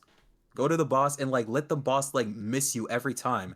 Because every time and I think like Cold Steel 3, 4, and so on, like whenever you would land a critical attack, you get like easy what was it, brave order points, like easy brave order points for you to like fill up your meter and such. And it's like yo, it's one of the it's like strategic builds like that I just really really do enjoy, man. And it's like and I'd love that they did continue that at Daybreak too. Hold on, drop my phone. Oh, it's all good. Anyway, what were you gonna say? No, I said it's all good because you dropped your phone. I was like, oh, it's okay. Oh yeah, But yeah, so what else did you have to say on that? I completely agree. One of my favorite aspects of Trails has always been its gameplay because it Hmm. genuinely feels great to learn the mechanics. Even if I am an Absolutely, S man. craft monkey spammer and just kill everything with S crafts, I build my because that's what I did with Cold Steel. Later Cold Steel games was I just built Reen to get like an S craft every turn. It was Hmm. just funny to Oh just my god. run into battle Yeah. S craft, run into battle S craft, run into battle S craft, and it's just like who's gonna fucking stop me? Just wait, That's Reen, you want to incredible. save any for us? Shut up, Elisa S craft. Hmm. And Cyrus mentioned when Aurelia, yo, Yeah, or no, like the small moment in 3 when Aurelia joins your party, and it legit feels like they put a fucking enforcer on your team. brother, like that's yo, that sword is not big for no reason, bro. She literally mops the floor with enemies, bro. Like She's cuts them through grass. she's also arguably one of the funniest characters in that game when you're playing, because if you go through the vents, they always make the jokes about the boobs and stuff. you say that again? You cut off. All right, sorry. Like they always make the jokes about the boobs and asses and the going through the vents. Like that's one of the jokes they make about that. She'll just straight up Mm-hmm. mention, "Well, my chest is too big to get in here. Maybe I should just destroy this whole building." I'm like, "Calm down," like I was like, no, please, no. because it's like when she says Oh, that, she says it with such casual. It's like, "Oh shit, she probably could do that." like you say that again? You cut off again. All right, one second. Like like when you hear that out loud, it's just like, "Oh yeah, she probably could do that." After you see some of her. Mm-hmm. And it's just as Cyrus says, man, Trails is a series that rewards you the more you invest in it. And that's one of the things that really I would say most players would benefit from if they did start the Trails series from first chapter. Because the thing that I love about the Trails series that I wish more RPGs did is that as you go through from the very first Trails game all the way to pretty much right now, or actually I would rather say Reverie than anything, because Daybreak was a little bit different, is that gameplay wise, all of the Trails games are pretty much the same. It's like once I got into Trails in the Sky second chapter, I skipped the tutorial for the most part. I skipped it. And once I got to third chapter, I skipped it entirely, and that happened for the rest of the Trails games because they're all the same. Just with like some added, like let's say bells and whistles, but overall the gameplay is the same as such. So as a veteran player, you're gonna benefit the most from these games and even learn strategies and tricks on your own that the game doesn't even teach you if you're already like in knowledge of the previous games. And that's what I really, really like that I wish more RPGs did and such. I think my favorite aspect of Trails is like if you know what you're doing, every character can be immensely broken. Mm-hmm. Like Laura, Absolutely, like man. in the first set of games, like Chloe, Agate, Kevin, like Estelle, Joshua, you can make them all unbelievably strong killing machines if you know what you're doing. Mm-hmm. And oh my god, I love the whatchamacall, the move that Machias and Yuna has to where it's like they have this craft ability to where you can speed up your turns. You can make some of your teammates go first in the line. Do you know how much that saved me and like made battles so much more broken just by having Machias on my team saying, yo, this enemy right here, yeah, he's about to do his S-craft, he's about to do like a critical hit on me. No. Like, Machias, speed up my turn. Make it to where that I can steal that enemy's critical hit and use it for myself. I love that ability so much. I Yeah, really, really do, man. I also love the aspect of like later games letting you steal power ups if you use your turn setup right. Like activating an Mm-hmm. S craft in like Cold Steel and just be like, oh, I now have to pay 0 craft points for this, so I can do 2 S crafts in a row. I love that so much, man. It's like, yo, and it's a great way of like outsmarting enemies because when you see like an exclamation mark for call your enemy's about to do a critical hit on you on the battle timeline, you'll be like, oh, you trying to do like an attack on me? Oh, and it's gonna be a big attack too. Psych! I'm using my S craft and I'm taking that for myself so I can get like an easy, like guaranteed critical hit on my S craft. And it's like I just love that genius design so much because it makes these battles always so like refreshing. It's so engaging, man, and that's what I really appreciate. Yeah, it's just like the gameplay for those systems just genuinely does feel like a reward for figuring out everything. Mm-hmm. Also, quick question: how Yeah. did you feel about Cold Steel taking away a singular love interest? Well, like Crossbell onward, kind of erasing a Can you say singular love. that? Well, I'm Can kind you of say that again? I think cut out. all right. So I'm kind of curious. What do you feel about like after the Trail like Sky series? How do you feel about them getting rid of a singular love interest? After the sky. Oh, regular love interest. It's like the thing is about Trails. I think their mentality is that for every arc, they want to try something different. Because with Cold Steel, it feels like they were tapping into, I don't want to say the Persona fan base, but just like the type of gamers that would enjoy love simulators like Persona from like a I would say like an adolescent or like a teenager standpoint and such. Because with Trails in the Sky, they had a linear storyline, they had everything pre-planned, regardless if you wanted Estelle to end up in the sheets with Joshua or not. I'm sorry. Insane way to say it, but go right ahead. But yeah, dude.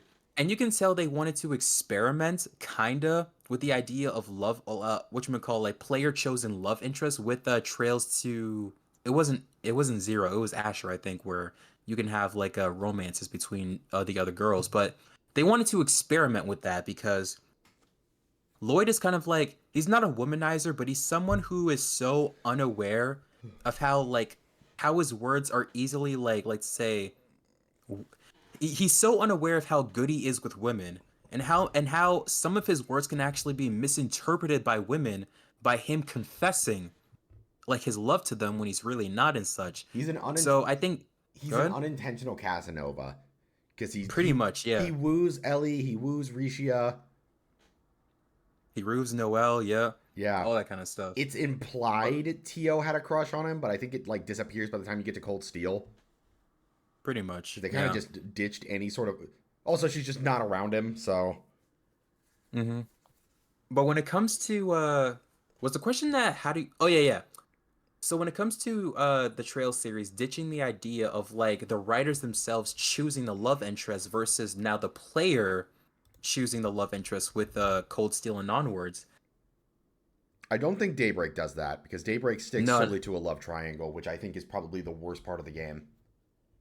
I gotta play Daybreak too because I'm not sure like how am I gonna feel about that. But when it comes to what Cold Steel is doing, I kind of like that idea better per se, at least for Reen. At least, well, like, yeah, yeah, I would say at least for Reen because like when it comes to his classmates, right? He's in class 7. He's in a class full of girls. You got Fee, you got Emma, you got Laura, you got Lisa. Am I missing anyone? I don't think that. Oh yeah, Milliam too, right?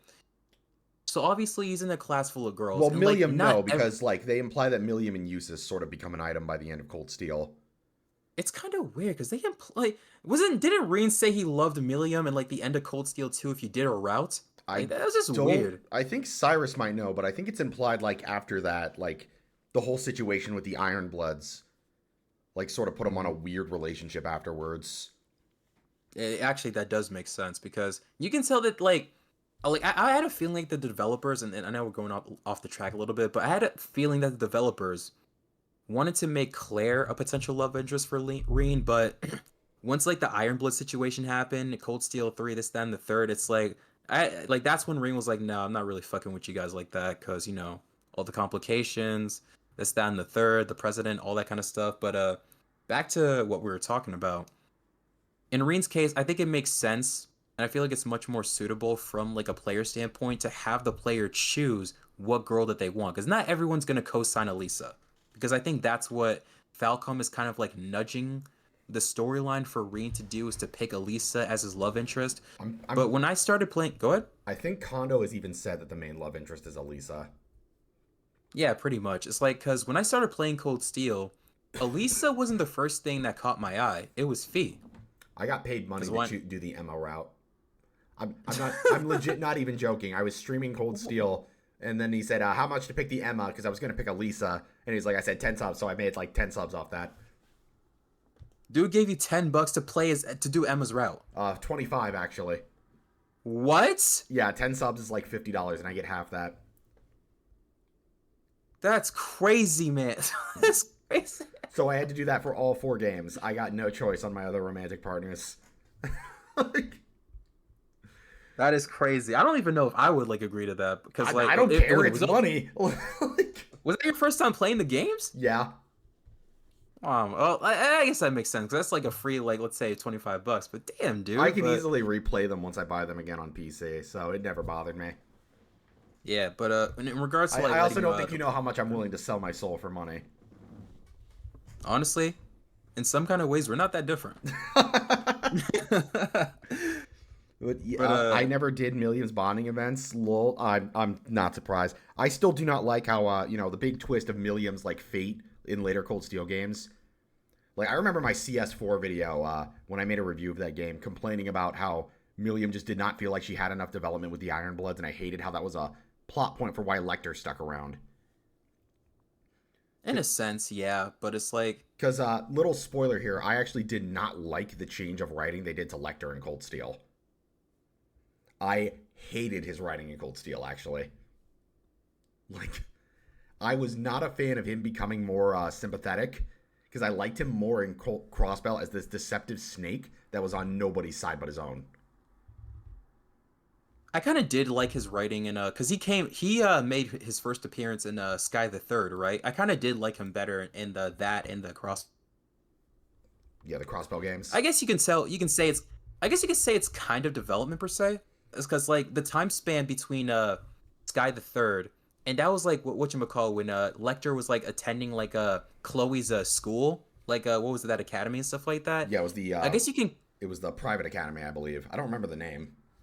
Yeah, yeah, I forgot. I think we saw Genis Academy, something like that. But anyway, you can argue that maybe there was some sort of like internal development between then and where Lecter is right now. But then again, we didn't see, the player didn't see that, so I can't like let's say necessarily defend something like that. So I think the thing I don't like about it is because I think the idea of him, I think the idea they changed to make him more developed is because that deceptive snake behavior kind of only works well when he has someone to bounce off of, hmm which is why he did, like, I think him and Chloe had the best dynamic in the original games. Because it yeah, was like this straight laced, honest, good girl talking with this deceptive snake. And she was the only one that could really get to him because it just bothered him how nice and straightforward she was. And then, like, as yeah, you and that's know, Chloe doesn't appear after Crossbell until the fourth game. So, and Lecter's star is a lot more involved in the later titles. So it's like, well, we might mhm. as well we can't really have him do this without anyone to bounce off of. Because Reen already has guys like Crow and the rest of Class 7. Yeah. So it would just be And I real. wish we had more scenes of Chloe and Lecter because it's just as you said, it's like the only time we've seen Chloe and Lecter like let's say interact with each other like after the Sky and Crossbell games was with her appearance in Cold wait, am I you already said it. So yeah, it was with her appearance in Cold Steel 4, but that was like a short like let's say 2 to 3 minute scene of them just talking. That was And I more was like, just them setting up the Million Mirage plan. And it was just like, you don't even play us here, which I thought fucking sucked. Because yeah, man, I would Chloe, have loved, yeah. because Chloe was one of my favorite characters to play as in the original trilogy. I loved Chloe as a character. It's like, yo, it's like, oh my God. I was like, yo, please marry me. You're gonna have to fight my But no, friend for that, right? yeah, definitely, dude. But nah, dude. I think when it comes to Cold Steel in general, I do like that they did send made like the player choose what kind of love interest that they have because again, Alisa wasn't on my mind at first. I think I already said this, but yeah, I think it also made it easier for like multiple playthroughs too because Reen as a character, he's someone who is like let's say easily talkable, easy to talk to when it comes to everybody he meets. And I feel like the type of character that he is, many different women would like fall in love with him just by like seeing him grow as a person or seeing where he came from to where he is right now. So, I don't know, I just like it. Yeah, it's just I'm not against the concept. I'm just someone who prefers a more straightforward love story. hmm But again, that's just me. It's sort of why I don't like the love triangle in Daybreak. Like, some people have gotten on my case about not liking Agnes as part of that, but it's just I don't see any chemistry between her and Van whatsoever half the time. that's fair. And it's just like because in Daybreak 2, they do a lot more scenes with him with Elaine, and it's just like I wish these two were just the main focus because they have so much more of an interesting dynamic. Mhm. That's understandable. And it's funny because I think Agnes is arguably one of my favorite characters from Daybreak because I love how she's this innocent girl who sees how actually fucked up this country is. hmm Like I think that's a Definitely. very fascinating story they're telling with her. Yep. She's just this nice girl and like thinks everything's as easy as pot, thinks everything's good, and then she comes back to the she meets Van. It's like, wow, this is a really fucked up country I live in. hmm That's just me though. I'm not like I'm hoping maybe Horizons can sell me on it, but I just don't see myself liking it. I mean, yeah, it's completely understandable. It's like, I don't know. It's like, I guess like because I like the idea of like the player selecting romance because like you introduce a character like Shizuna, like a chick who's pretty much crazy when it comes to fights and such. I was like, can I just like romance her? I would have actually It's loved it if like, Shizuna was Shizuna and Elaine in the love interest stuff because I think Shizuna bounces off Van a lot better in terms of that. yeah, pretty much. Like I do agree with that. Just her being super open about her feelings and pissing off Elaine would just be way more interesting to just hmm Anya's liking him and just nothing happening as a result. So it's a fascinating thing to talk about, but in all honesty, it's a shame they never really made Shizuna do that. Yeah. hmm So anything else on the mind? Not really. If you're cool with wrapping up and if you've got nothing else to talk about, I'm cool with it. We're nearly hitting the two Let me hour give. mark. Yeah, let me just give it one more thought. What else we got here? And I think that's pretty much it. Yeah, it's Awesome. all the stuff on my mind. All right, all right. It was Wait, fun. one thing. All Do you right. have any, like, let's say, like, wish list of stuff that you would want to see announced at Summer Game Fest? First and foremost, I'm gonna be real here. Kingdom Hearts 4, like that's massive copium beyond all fucking belief. But I want Kingdom Hearts 4 because it seems like we were able to get screenshots of it. So Hmm. I'm hoping that means they have somewhat of a trailer ready. Uh, if not that, then it would be cool to see maybe a new anime IP. Like I'd love to see if they're making a new One Piece or Dragon Ball game. I knew what? A new One Piece or Dragon Ball game. Oh yeah. Because it's been a while since like Sparking Zero, right? Yeah. It's been about a year. I would love to see a little bit more, but and more than anything, I guess, like I'm already getting all I want with trails because they keep dropping trailers, so I don't need that to show up. Hmm. But it's either Kingdom Hearts 4, a new anime game, and this is never gonna fucking happen. But something Xeno related would be rad. Is Nintendo showing up there? I think Nintendo is showing up there. I'm not certain. That could also just be either Switch 2. I mean, if we got a new 3D Mario there, that would be cool. Yeah. But when it comes to me, the biggest thing on my mind since Capcom is showing up, oh lord. Star Force. You're damn right. Mega Man Star Force Legacy Collection. Please, Capcom. I don't want to wait any longer for it.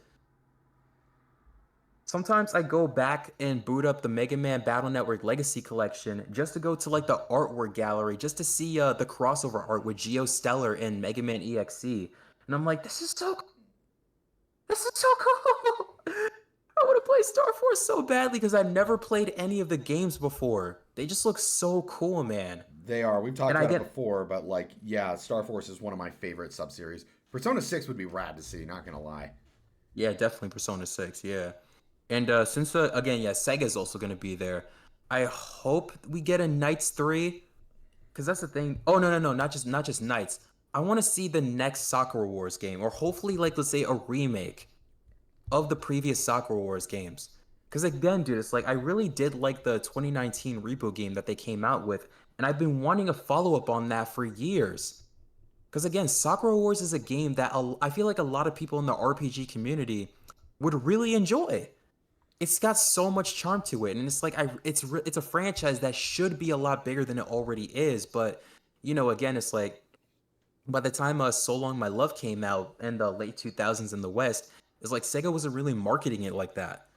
And I really do want to see the franchise become bigger and bigger and bigger because you have no idea, like towards the end of 2024 I was going goo goo gaga for so long my love, like on the PS2.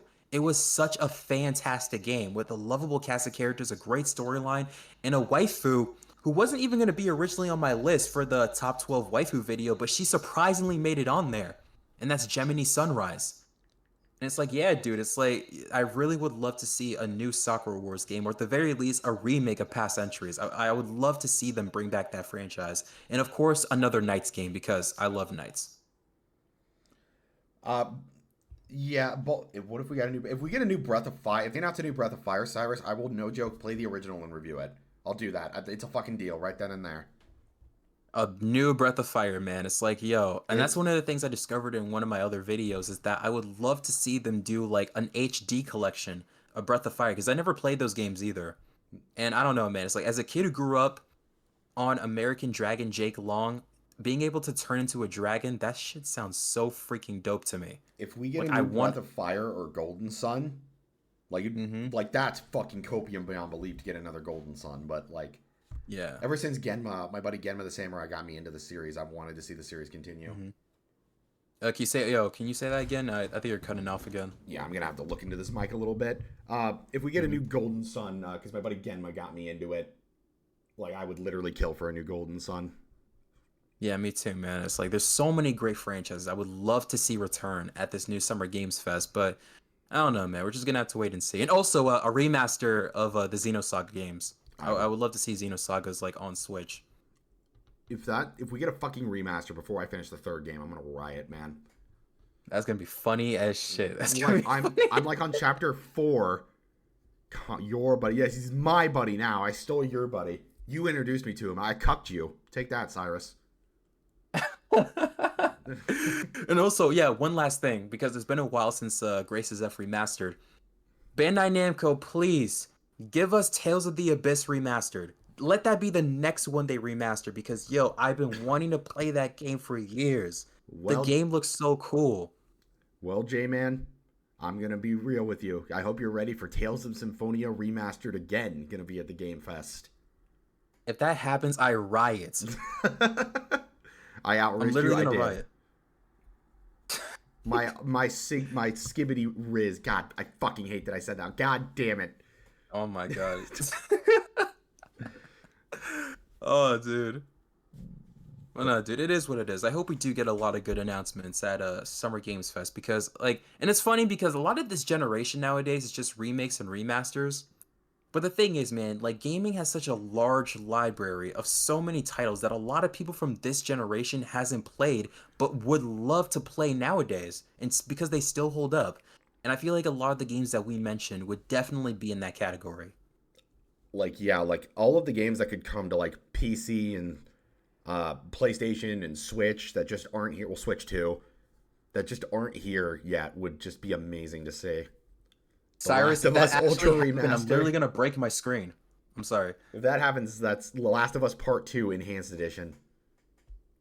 Although I'm gonna break my screen. It's like, bro, Naughty Dog, them dudes, like again. I'm trying to like not get your stream in trouble, but nah, dude, those dudes can literally like Eat a cock. trip on rocks. Trip on rocks. I'll just say that. All right, you'll have the clean version. I kind of Mhm. wish I had the day off so I could stream Summer Game Fest. It would have been fun. Yeah, me too, man. I would really love to like do some reaction videos on my channel. I remember waking up early to do the Switch 2 announcement, and it's just I'm not gonna have that with the next game coming out with Summer Games Fest because I work that day, and I think it starts at like 6. So by the time I get home, it's probably gonna be done. Yeah. But yeah, I think that's everything on my mind. Me too. Thank you for joining me. It No problem. was great to have you. If you guys want, this stream will be going up on my second channel by tomorrow, and I will have his link in the description so you can in the pinned comment down below so you can go check him out. Any final words, or you good? I just want to say thank you so much for having me on, man. And again, it's like I never like I guess I was kind of nervous like with the whole like streaming thing because I never really been on live streams like that before in regards to guest appearances. But no, man, talking to you is really easy and it really is cool that I started doing my channel. I was really small at first. I wasn't really sure how far I was gonna go with this, but again, like just coming on here doing this, it really is like a signifier of like how far, like, or at least how much I've grown from where I was, like, let's say years ago to where I am right now. And I don't know, man. It's like I'm glad that you're along for the ride, or that you brought me along for the ride too. It's always good to meet a new person on YouTube who's chill. Crimson kind of sus Mhm. though. Mods, ban that guy. Bruh. Ban him. Hashtag ban Cyrus. Unless he gives us 5 million subs. Yeah. Also want to thank Cyrus Bright too, man. It's like when he discovered me on my Trails video, it's like he's also another chill dude. Yeah, I think I found Cyrus Bright. What? How did Cyrus and I meet? I know we met a long time ago. Back Hmm. before before I was doing. I think we met around the time I was doing the Sky reviews, and we talked on a Oh, okay. lot of videos. Like I think he saw. I remember we had like a long conversation about saying because I mentioned I liked Yakuza, and I didn't know he liked Yakuza. Yeah, we met through Kaiser, and it was just like I think you found me through one of the collabs Kaiser did, and Oh, okay. we just started talking, and then like he started to show up more, so I subbed, and then I followed him. We followed each other on Twitter, and yeah, it's just a cool dude. Cyrus is a cool guy. Yep. I heard the dude had a date with like Ren last night. And I was like, huh, Crazy that interesting. she ditched him with the bill. Damn. Oh my god. But yeah, that's pretty much it for me. It was always good. It's good to have you. Also, wait, I guess, can I plug, like, let's say my new video coming, I would say, relatively soon? Sure. Yeah, dude. It's like if you guys know me, if you want to check out my channel, I do a lot of retrospectives on video games, cartoons. I only did like Code Lyoko recently, but I plan to do a lot of different retrospectives and reviews on video games, anime, and cartoons. And the next one I'm doing is gonna be on the Mega Man series, a whole ass Mega Man retrospective. So if you guys are interested in that, stay tuned. Yeah, and I'll try to get you onto my channel one of these days for another collab when you finally get your editing stuff up and running again. Awesome. And also, Cyrus, just stop it. Just True. He's a dad. Dad jokes. Oh my God. Ban that guy. And then But mod yeah, that's him. pretty much it from me. Hmm. Ban Cyrus and then mod him and then ban him again. Yes. All right. Have a good night, everybody. See you around.